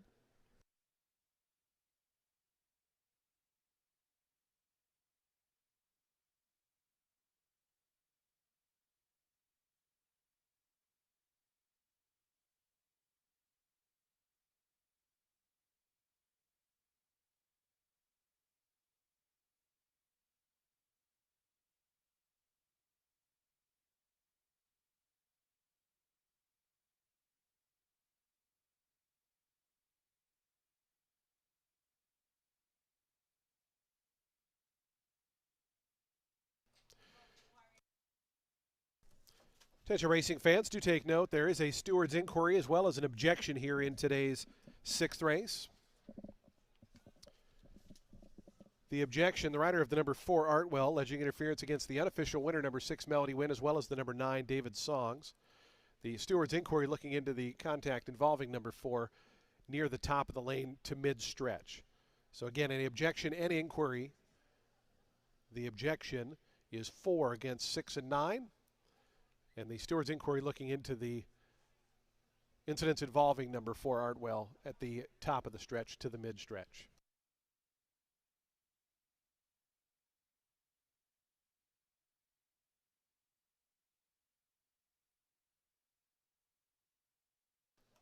Here's the head-on replay again, looking at the number 4 with the yellow cap there.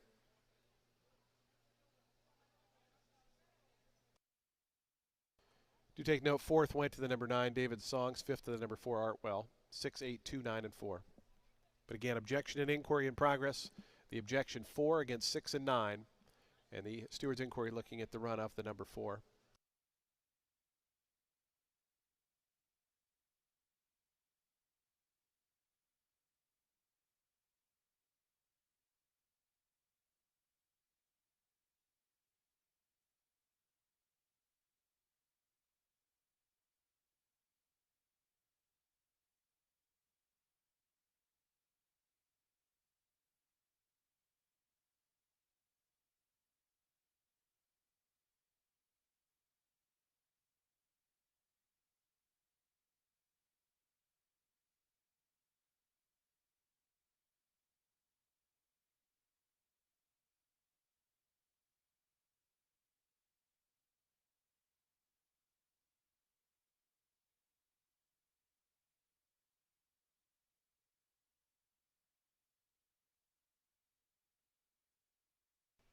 Again, an inquiry and objection. Stewards looking at the run involving the number 4 from the roughly 3/16 of the 8th pole, and the objection 4 against 6 and 9. Please hold all tickets.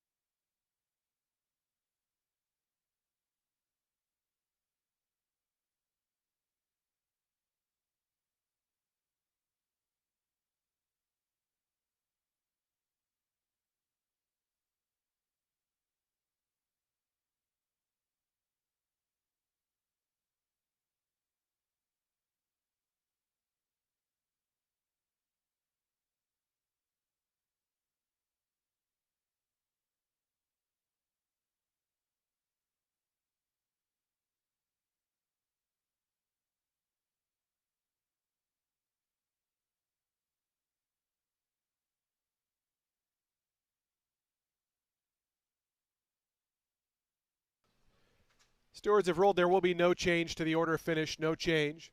Results will stand as is, 6, 8, 2, 9, and 4. Insufficient evidence to warrant a disqualification.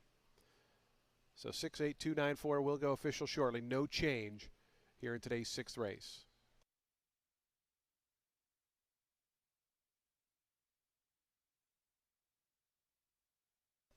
The winner, Melody Win, a 4-year-old dark bear brown gelding by Enticed out of Irish to Cat.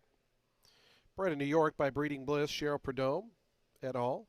GOP Racing Stable, the winning owners. Gerardo Ochoa, the winning trainer. And Sonny Leone aboard for the winning ride, $9.60. Results are now official. 6-8 exact is $72.20. The trifecta $636.30. Dime Super $1,287.26. The daily double $19. Consolation double to the 3 who was a late scratch in the paddock $240. The consolation pick 3 $4.55. Pick 3 $23.80. Middle pick 4 $142.60. Nobody had the super high 5, so we're going to carry that over once again. This time $2,318 to the upcoming 7th race. Race 7's on the turf at 3:40 p.m. Scratch the 5. Make the boys wink. Number 5 is scratched. Field of 8 set to go on turf at a mile to 16th. Post time in 19 minutes.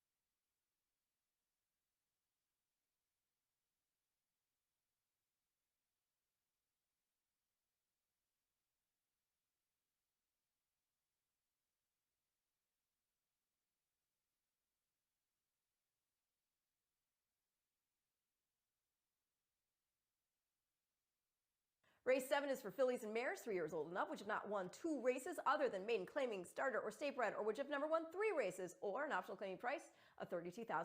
They're going to be going a mile and the 16th on the turf. Bennett's going to be sending out the number 4 Flowers for Me for the first time, and she's in off a 4th place finish in the Forever Together, which was won by Chad Brown's Oversubscribed. Now, she was competitive early. She did ultimately finish 4th, beating 6.5 lengths. She was in that race off a length defeat at Laurel, going a mile with Centeno up. Optional 40 N2X. Winner there was Amy Symphony, a Trombetta runner who had won her previous 2 and went on to run second in an optional 55 there, putting up a 77 buyer.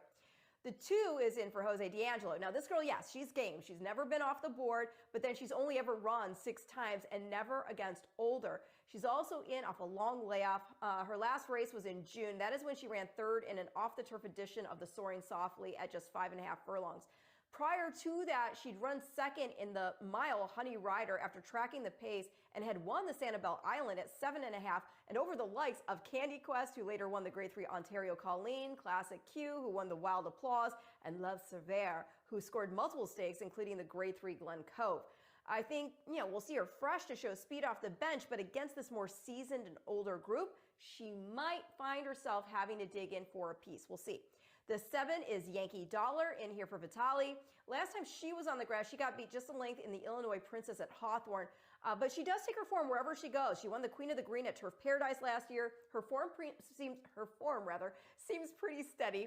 Hadn't run since getting beaten neck on the synthetic at Presque Isle in an optional 40. Just missed getting to She's Fire. And the runner-up there was Curlin's Girl, who was a stakes place runner on turf. She was a next out winner also. Actually, she won 2 of her next starts, both on dirt at Aqueduct, and most recently an optional 75 N2X, in which she put up an 81 buyer figure. So very good company lines there. Gonna go 4, 2, 7 in race 7.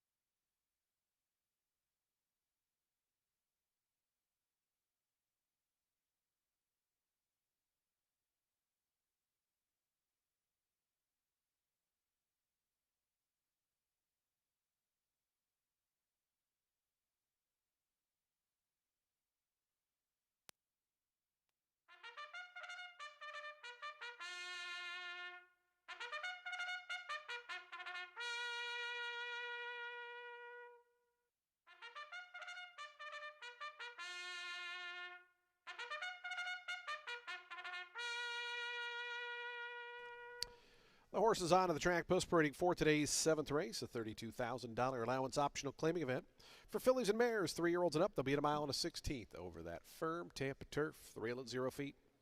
Scratch the 5, a field of 8 remain in. Race 7 offers daily double, exacta, trifecta, superfecta. We have a super high 5 carryover of $2,318. And we start the late pick 3 post time in 5 minutes.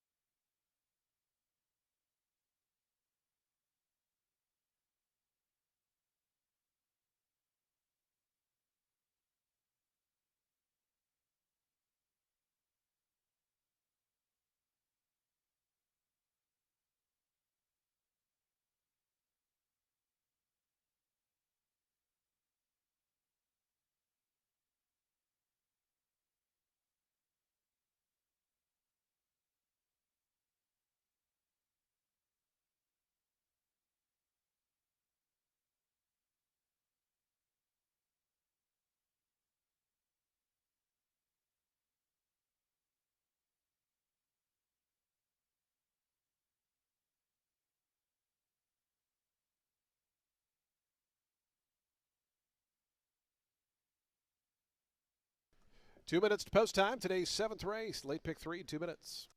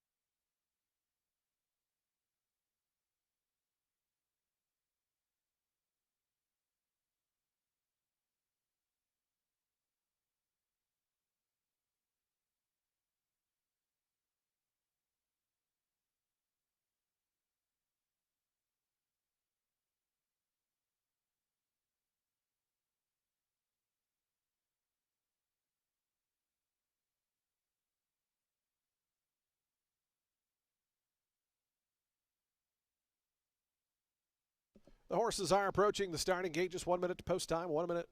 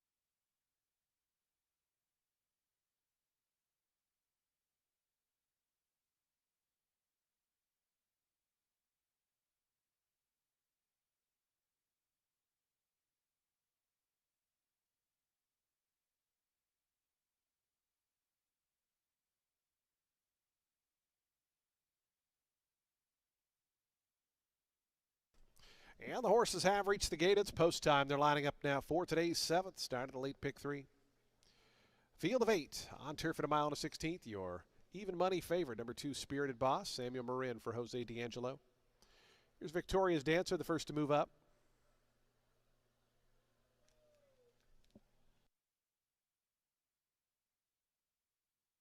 Yankee Dollar coming in. Spirited Boss to gate 2.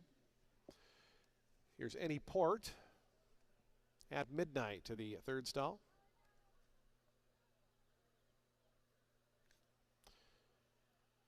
Flowers for Me and Tour Queen going to be the final pair. We'll be all set for a start. Today's 7th race, late pick 3 time here on a Saturday at Tampa. Beautiful afternoon. Flowers for Me going in. Daniel Centeno on board. Tour Queen and Jose Ferrer to the outside goes in. They're in the gate. And the race is on. At midnight away, just a half step slow.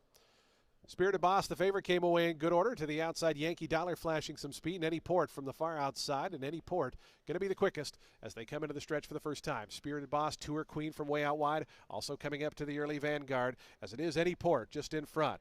Company now from Tour Queen on the outside is Yankee Dollar, Spirited Boss. They're going to sit back 3rd and 4th. It's a length and a half more back to Flowers for Me, who's in that 5th position as they roll into the first turn. Then comes Victoria's Dancer, 6th to the inside. Clock strikes 12 with 1 beat early on, and that's At Midnight, who's the early trailer as these 2 outside runners 1-2. Any Port and Tour Queen, 23.79, and Tour Queen's going to go on with it. Tour Queen up to assume command, quickly opens up 2 on Any Port. Pablo Morales content to let that one go. Now 3 lengths ahead.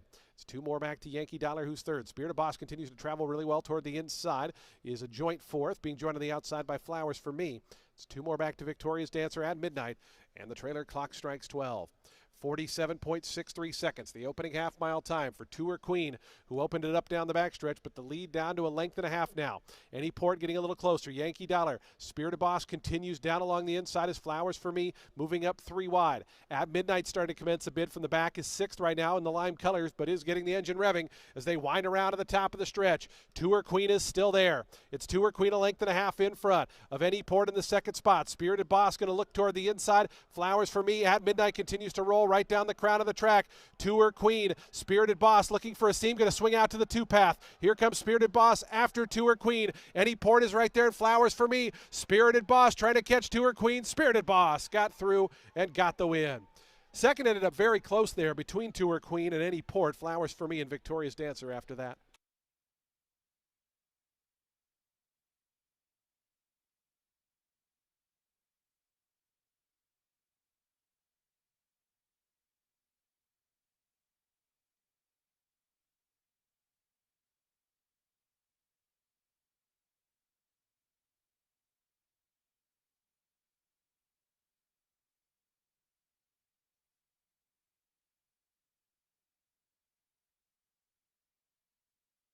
Two and a photo. Photo for the minor placings. Final time 142.30 seconds.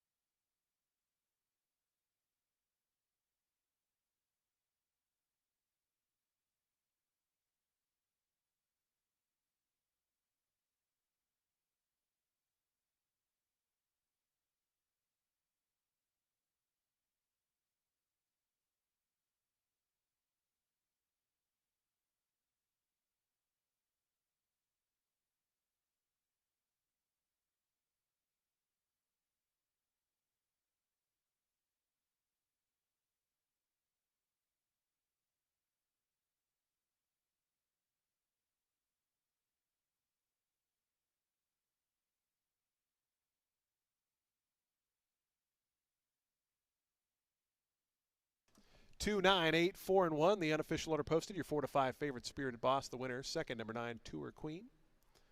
Any Port at 11-1 third. Fourth, Flowers for Me. 2, 9, 8, 4, and 1. The unofficial order.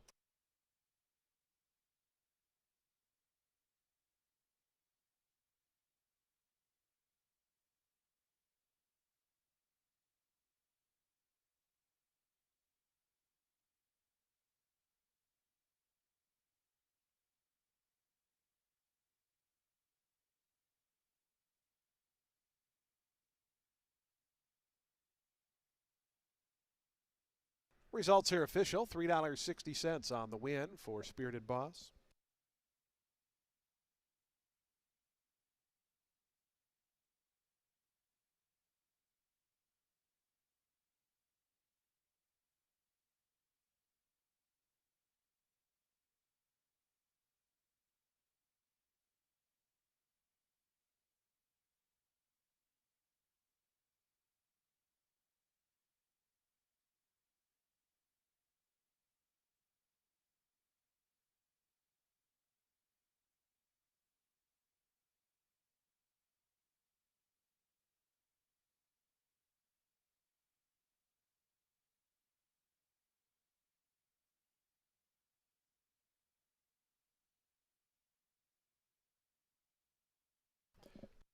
Spirited Boss to the winner's circle. 3-year-old Chestnut Filly by Street Boss out of Spirited Storm was bred in Florida by the winning owners, Tag Stables. Jose D'Angelo, the winning trainer. Samuel Marin aboard for the winning ride as Spirited Boss found room and gets the win as the favorite here in today's 7th race.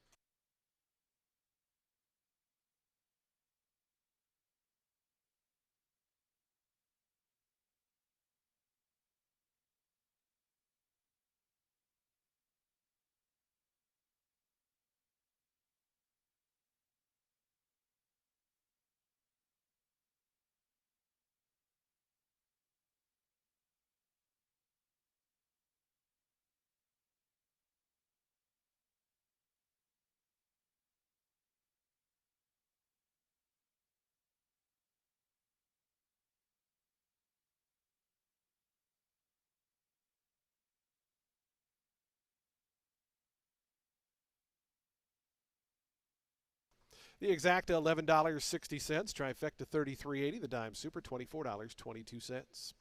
Daily double $11.70. The pick three $18.15. Reminder, consolation pick three with the 3 in the previous race. That returns $2.40. The dollar high five $1,409.20. Today's 8th race is coming up in 21 minutes. Race number 8 on the main track in a mile and a 16th. We got another full field of 12. Scratch 13 and 14. The also eligibles are scratched. Jockey change on the number 9. Yamrahana Christos. Make the rider Angel Serpa. Angel Serpa rides the 9. Post time coming up for the 8th in 20 minutes.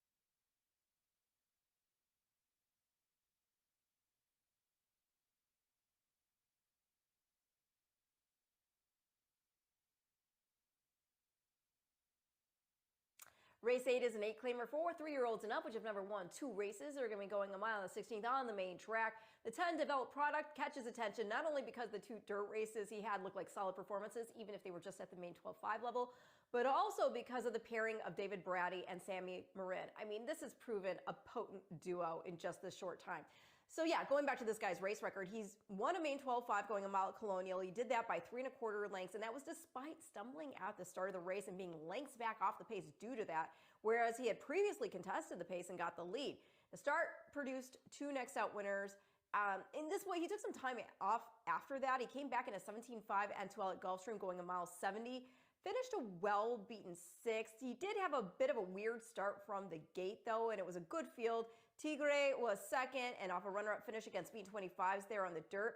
He came to Tampa and next ran third in a 16 N2L on the turf, put up a 73 buyer. And then the 4th place Eaton, he next ran third after contesting the pace in another 17.5 N2L on the synthetic, earned a 78. Now the great Oscar, he next got beat 3/4 of a length there, put up an 80. So you get the idea. This was a good race. I think this boy can improve back on dirt, dropped in for 8. Then 9, making a first start for the Spieth, has never raced on the dirt, but the pedigree can flex. Last time he ran, he finished 6th in an 8 N2L on the synthetic at Gulfstream after starting from the far outside post, and that, of course, led to a wide trip.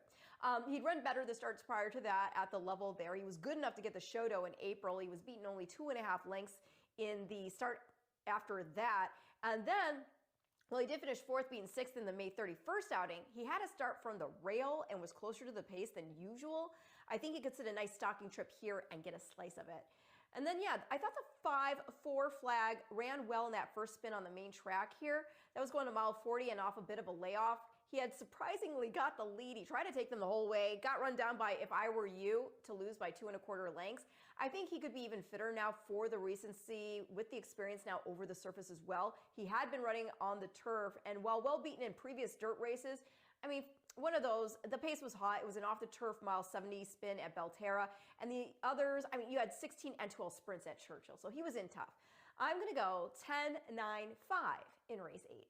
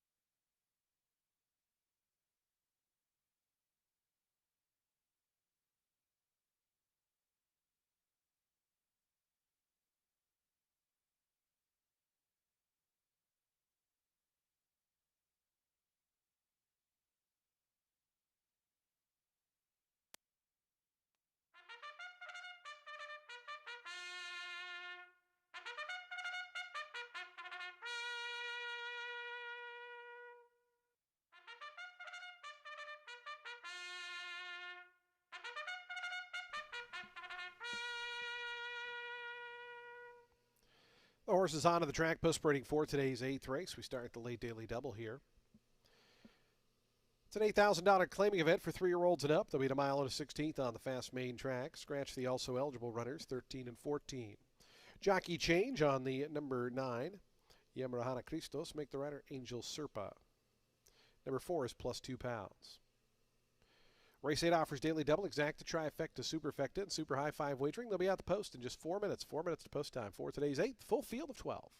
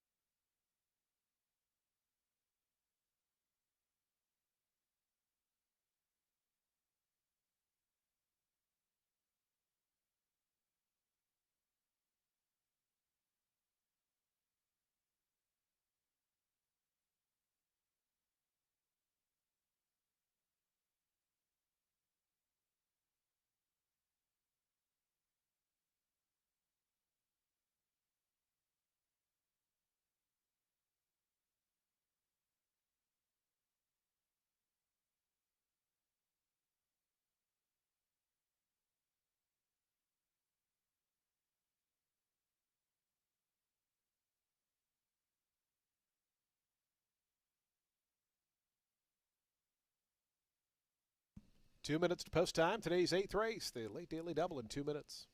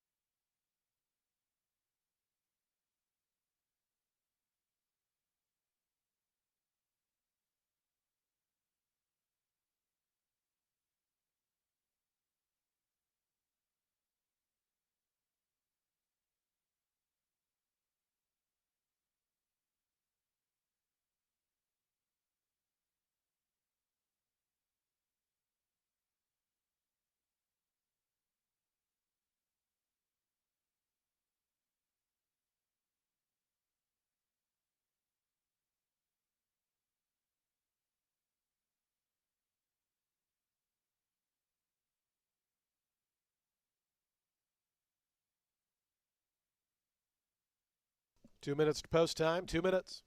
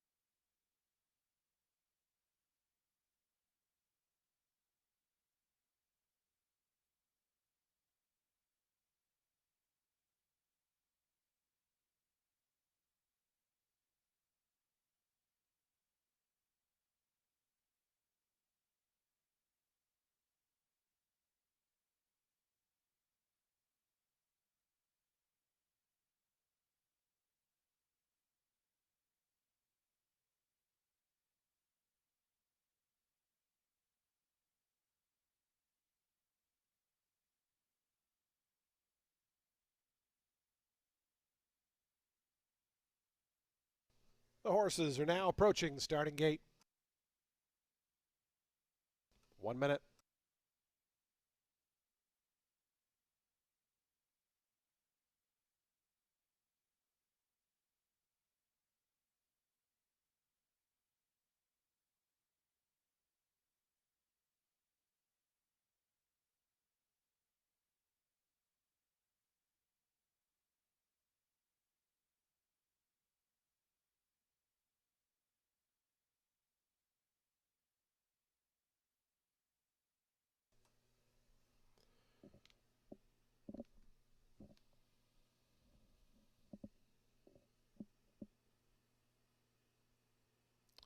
The horses have reached the gate. It's post time. They're lining up now for today's 8th race.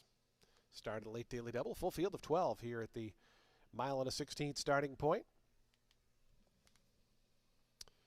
2-1 favorite, number 10, Develop Product. 7-2 down to the inside, Dracula in post 2. Here's Devil Ramadi coming up. Long shadows as the sun already in its waning stages on one of the shortest days of our racing season here. In terms of daylight. Don't forget, back at it next week, Wednesday, Friday, Saturday, Christmas Eve card, and calendar giveaway day on Friday the 26th. So lots of exciting stuff coming up here. And, of course, Sunday racing starting in January. Still got 2 more today, though. Article going to be next to join. Right now, 24-1 up from that 8-1 morning line. Here's Article moving in. Develop Products gone forward. Ambushed, post 11 in the house gray colors. Here's 4 Flag. King Reigert and Super Tiz are going to be the last 2. Big group of 12 here on the main track. You'd love to see it. King Reigert. Super Tiz to the outside, Richard Mitchell. Going in. They're in the gate.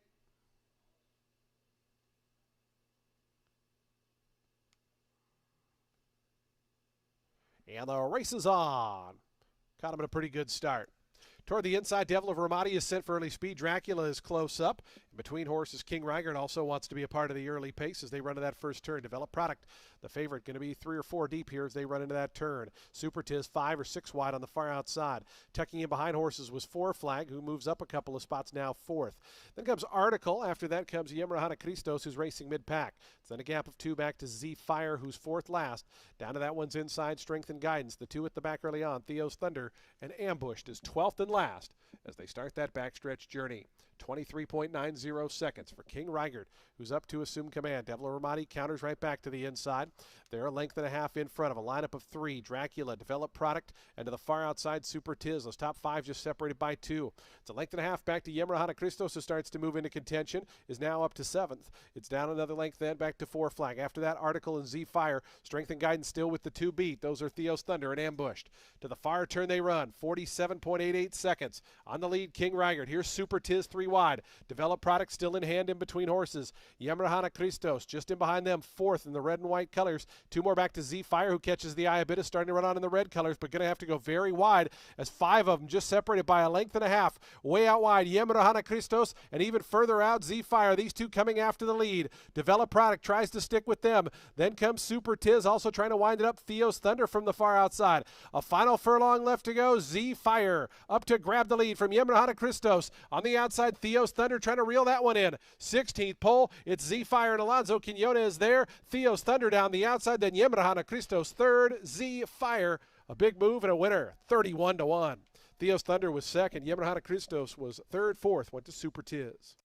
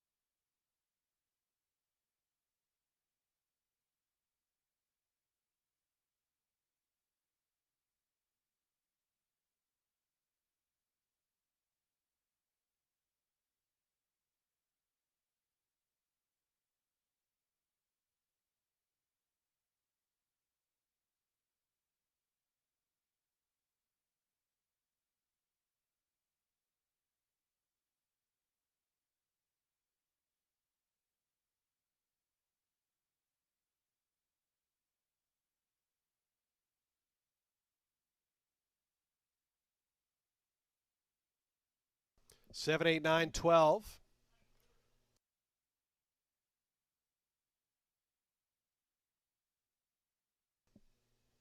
Z Fire, big upset winner here, 31-1 over 8-1 second and 29-1 third with the number 9. So 7, 8, 9, and 12.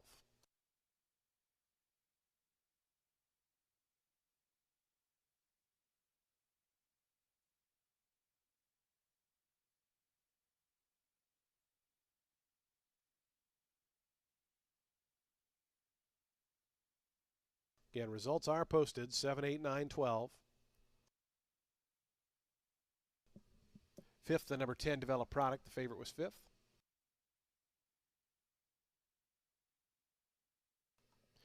Z Fire. Upset winner here, $64 even. So results are now official.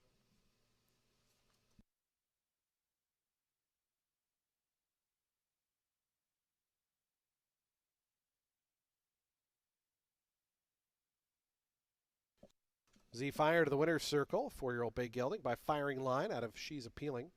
Bred in Illinois by Benjamin Lee DeLong. Charles Ritter and Scott Becker are the winning owners. Scott Becker, the winning trainer. Alonzo Quinones aboard for that winning ride.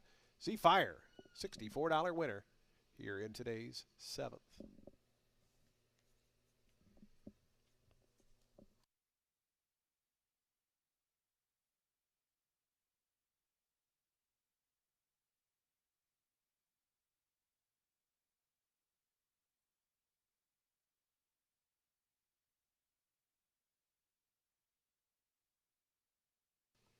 Prices on your television monitor that exact to $308.80. Trifecta $1,319.65.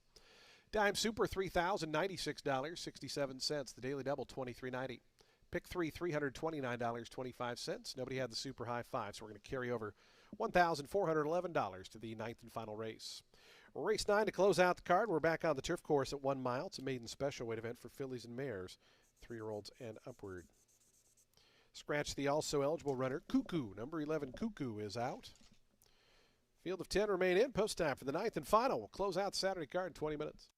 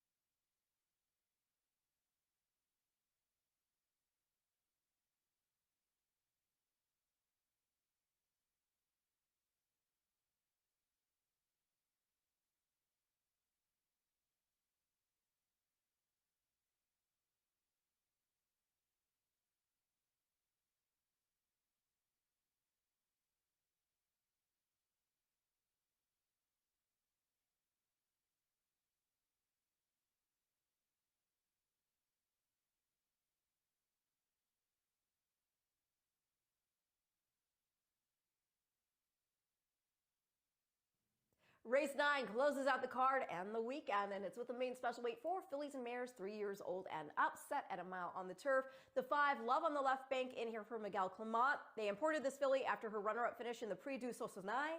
Sorry if I butchered that. That was on the synthetic at Chantilly. She showed quality at first asking in the States, overcame a bad start wherein she lunged up, but then she ranged up for a 3.5 length defeat there in the end. Now that race produced 3 next out winners. The 4th place, Every Vote Counts, next one a main special weight for Chad Brown at Belmont at the Big A, put up an 80 buyer figure. The 7th place, Siuni Flash, next took a main special weight there as well, put up a 78. And then she ran a close third, by the way, to Louise Proctor in an optional 50 N1X, earning an 81. There was also Chasing the Storm for Bill Mott. She exited a 10th place finish to win a main special weight at Presque Isle by 2.5 lengths. Now start 2 for this filly. Ground came up yielding at Delaware Park, and though she came with a run over the course of that 8.5 furlongs, she just missed getting to the pace setter by a neck. She's had some more time to freshen up. She's getting a firm course and what appears like a good pace setup as well. The 4, Take Dat, is making a first start for Bennett after originally debuting this January for Shug McGahee. It was a good debut also. She closed with an impressive kick to just miss Fundamentally, then trained by Chad Brown by a neck. Fundamentally made it back-to-back wins, by the way. She next scored an allowance here. The 10, Trading Strategy, is in for Chad Brown. 3 starts, all in the dirt. Hasn't run since a well-beaten 6, taking 3 and ups for the first time at Belmont at the Big A. Not the turfiest of pedigrees, though there is surface flexibility enough to think that she can take to it. And if she does, she could be rounding into form. She could be good enough. That stated, I'm going to complete the top 3 at the number 1, Sonia Henney for Proctor. Mom was an accomplished stakes-winning turfer for the same connections. This girl's a full sister to Ocean Club, a multiple graded stakes-winning turfer. She's also a full to Gather As You Go, who won an optional 32 and 3X in her lone start here. Half-brother Chicago Theater won both of his Tampa starts, so let's see if she takes to our turf course. She's been game on others, just not at the same level of her siblings or her mom as of yet.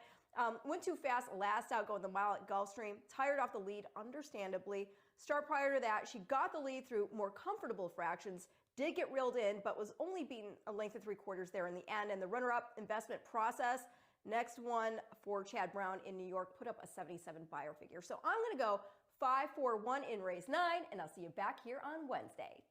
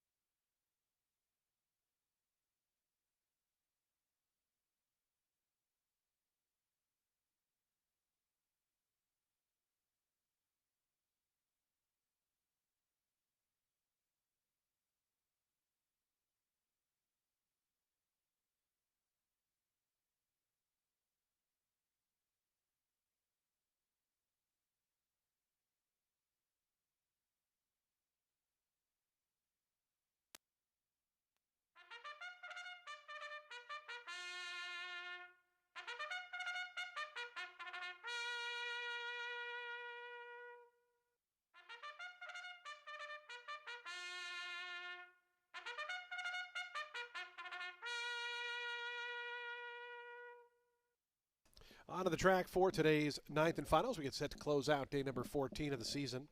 Field of 10 on turf at a mile here. Scratch the also eligible runner. Number 11 is scratched.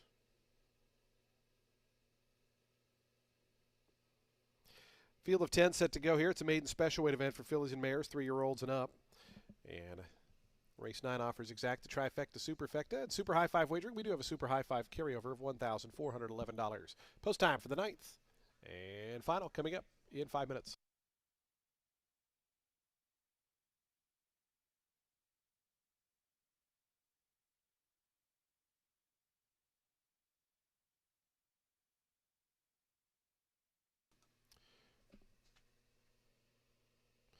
Ladies and gentlemen, do take note. We have a late scratch by order of the steward. Scratch number 6, Mona L.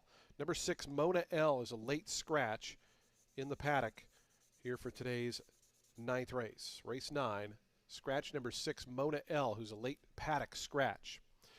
Refunds on all win, play, show, exacta, trifecta, superfecta, and super high five wagers in today's ninth race. There will be a consolation double. Pick 3. If you had that runner in the late pick 4, 5, or 6, you'll receive the post-time favorite. Late scratch in the paddock of number 6, Mona L.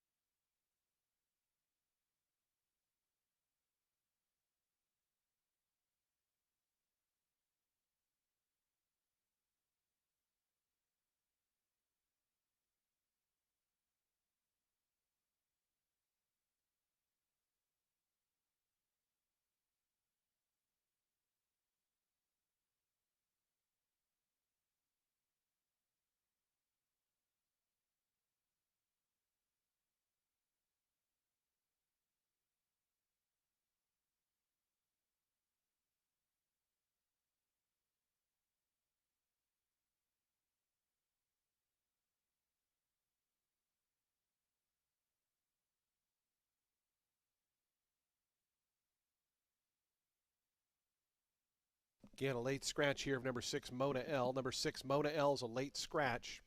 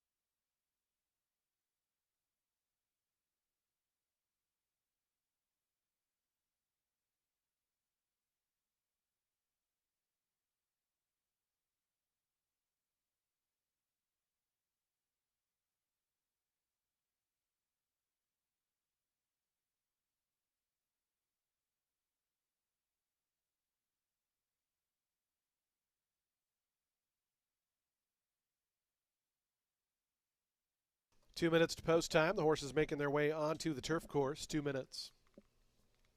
Fans, just a reminder, today's ninth race does wrap up live racing here at Tampa Bay Downs.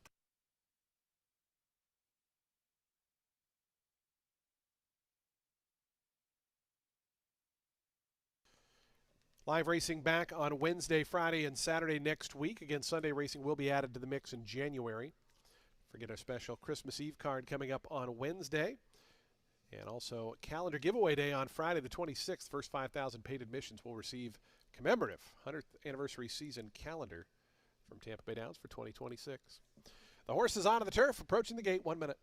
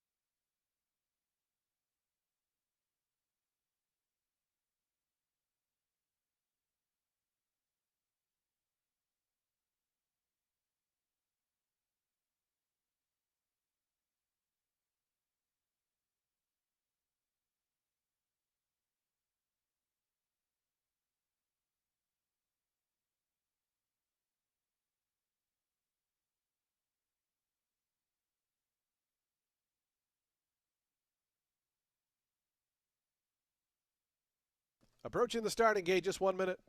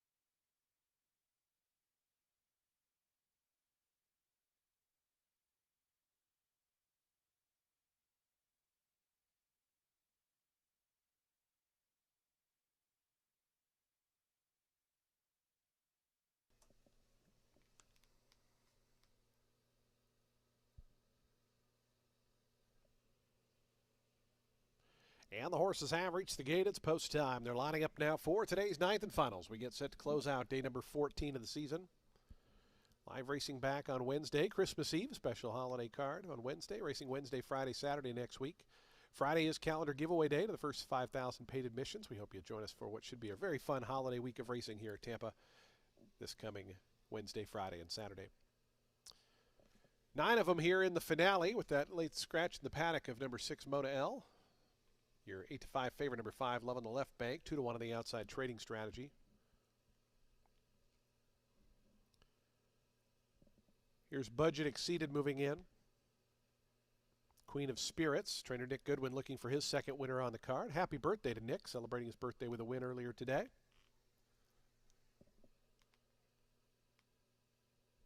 It's Budget Exceeded moving up. One of the 2 first-time starters, the other number 9, Miss Valentina.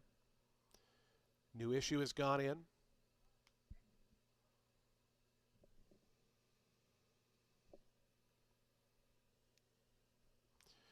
True Dat, Miss Valentina, the next pair.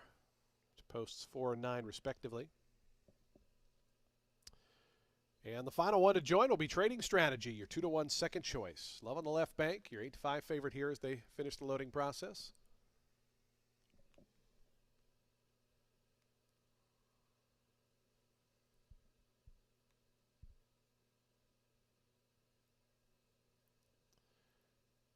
True Dat still not quite in.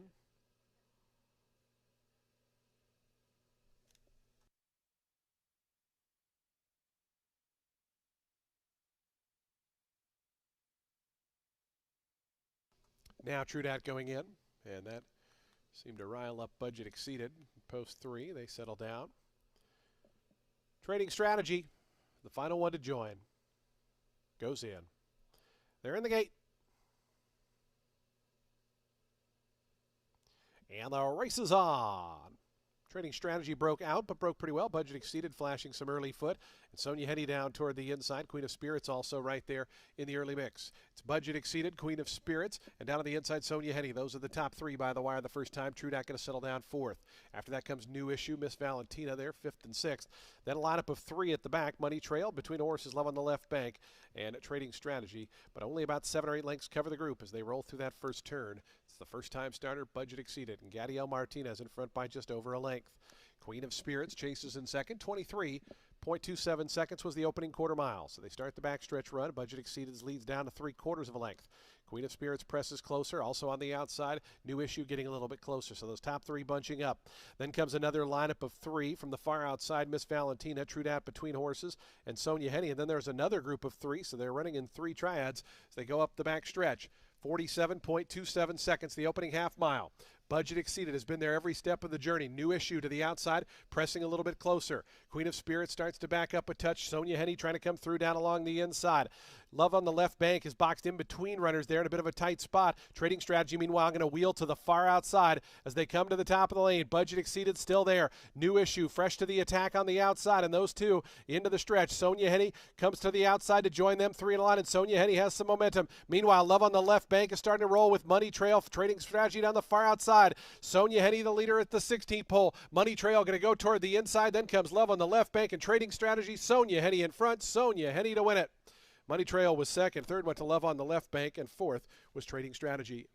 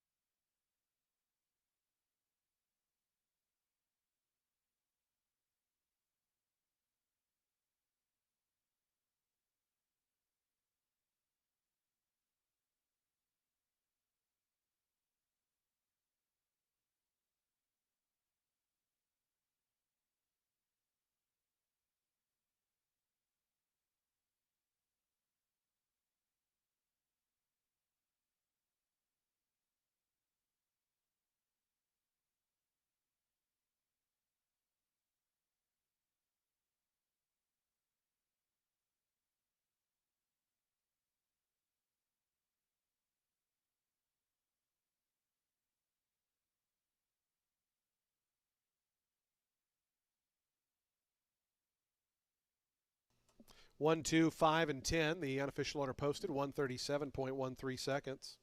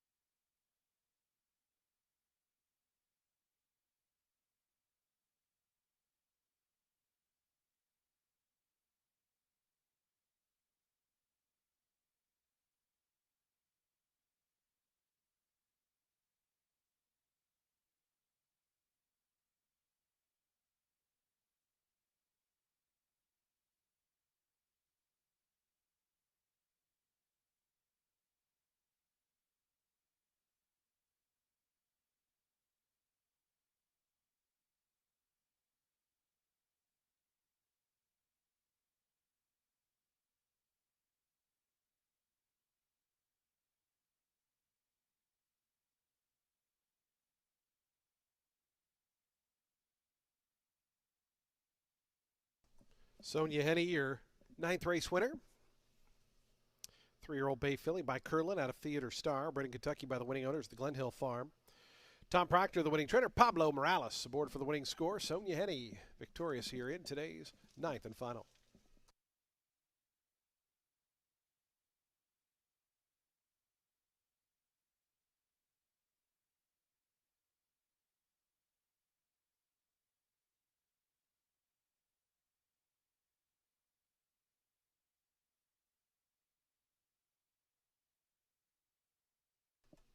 $12 on the win for Sonia Henny.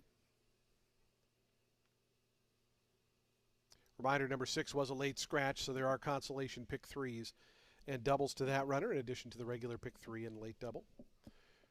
Trifecta returns $133.80. Dime Super $76.97. Nobody had the super high five, so we'll carry over $8,454 to Wednesday's card.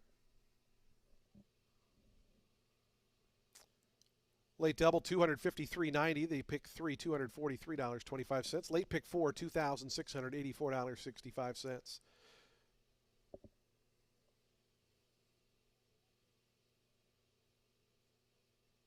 In the late pick 5, 5 out of 5 correct gets you back $6,742.55. Nobody had all 6 in the ultimate 6. 5 out of 6 gets you $305.18.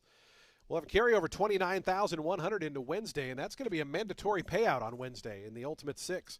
So just shy of $30,000, $29,100 will be a mandatory payout in the ultimate 6 on Wednesday. So do your handicapping for what should be a big pool for Christmas Eve. Get some of that Christmas money as we get set for the holiday week of racing. Racing Wednesday, Friday, and Saturday this coming week. Simulcasting does continue downstairs on the main level. Of course, poker at Silk's Poker Room, which is on the 3rd floor of our facility. When you drive home, please do so safely. We look forward to seeing you back when live racing resumes on Wednesday for a special Christmas Eve card. Mandatory payout in the Ultimate 6. Should be a great holiday card coming up on Wednesday. Good night, everyone, from Tampa.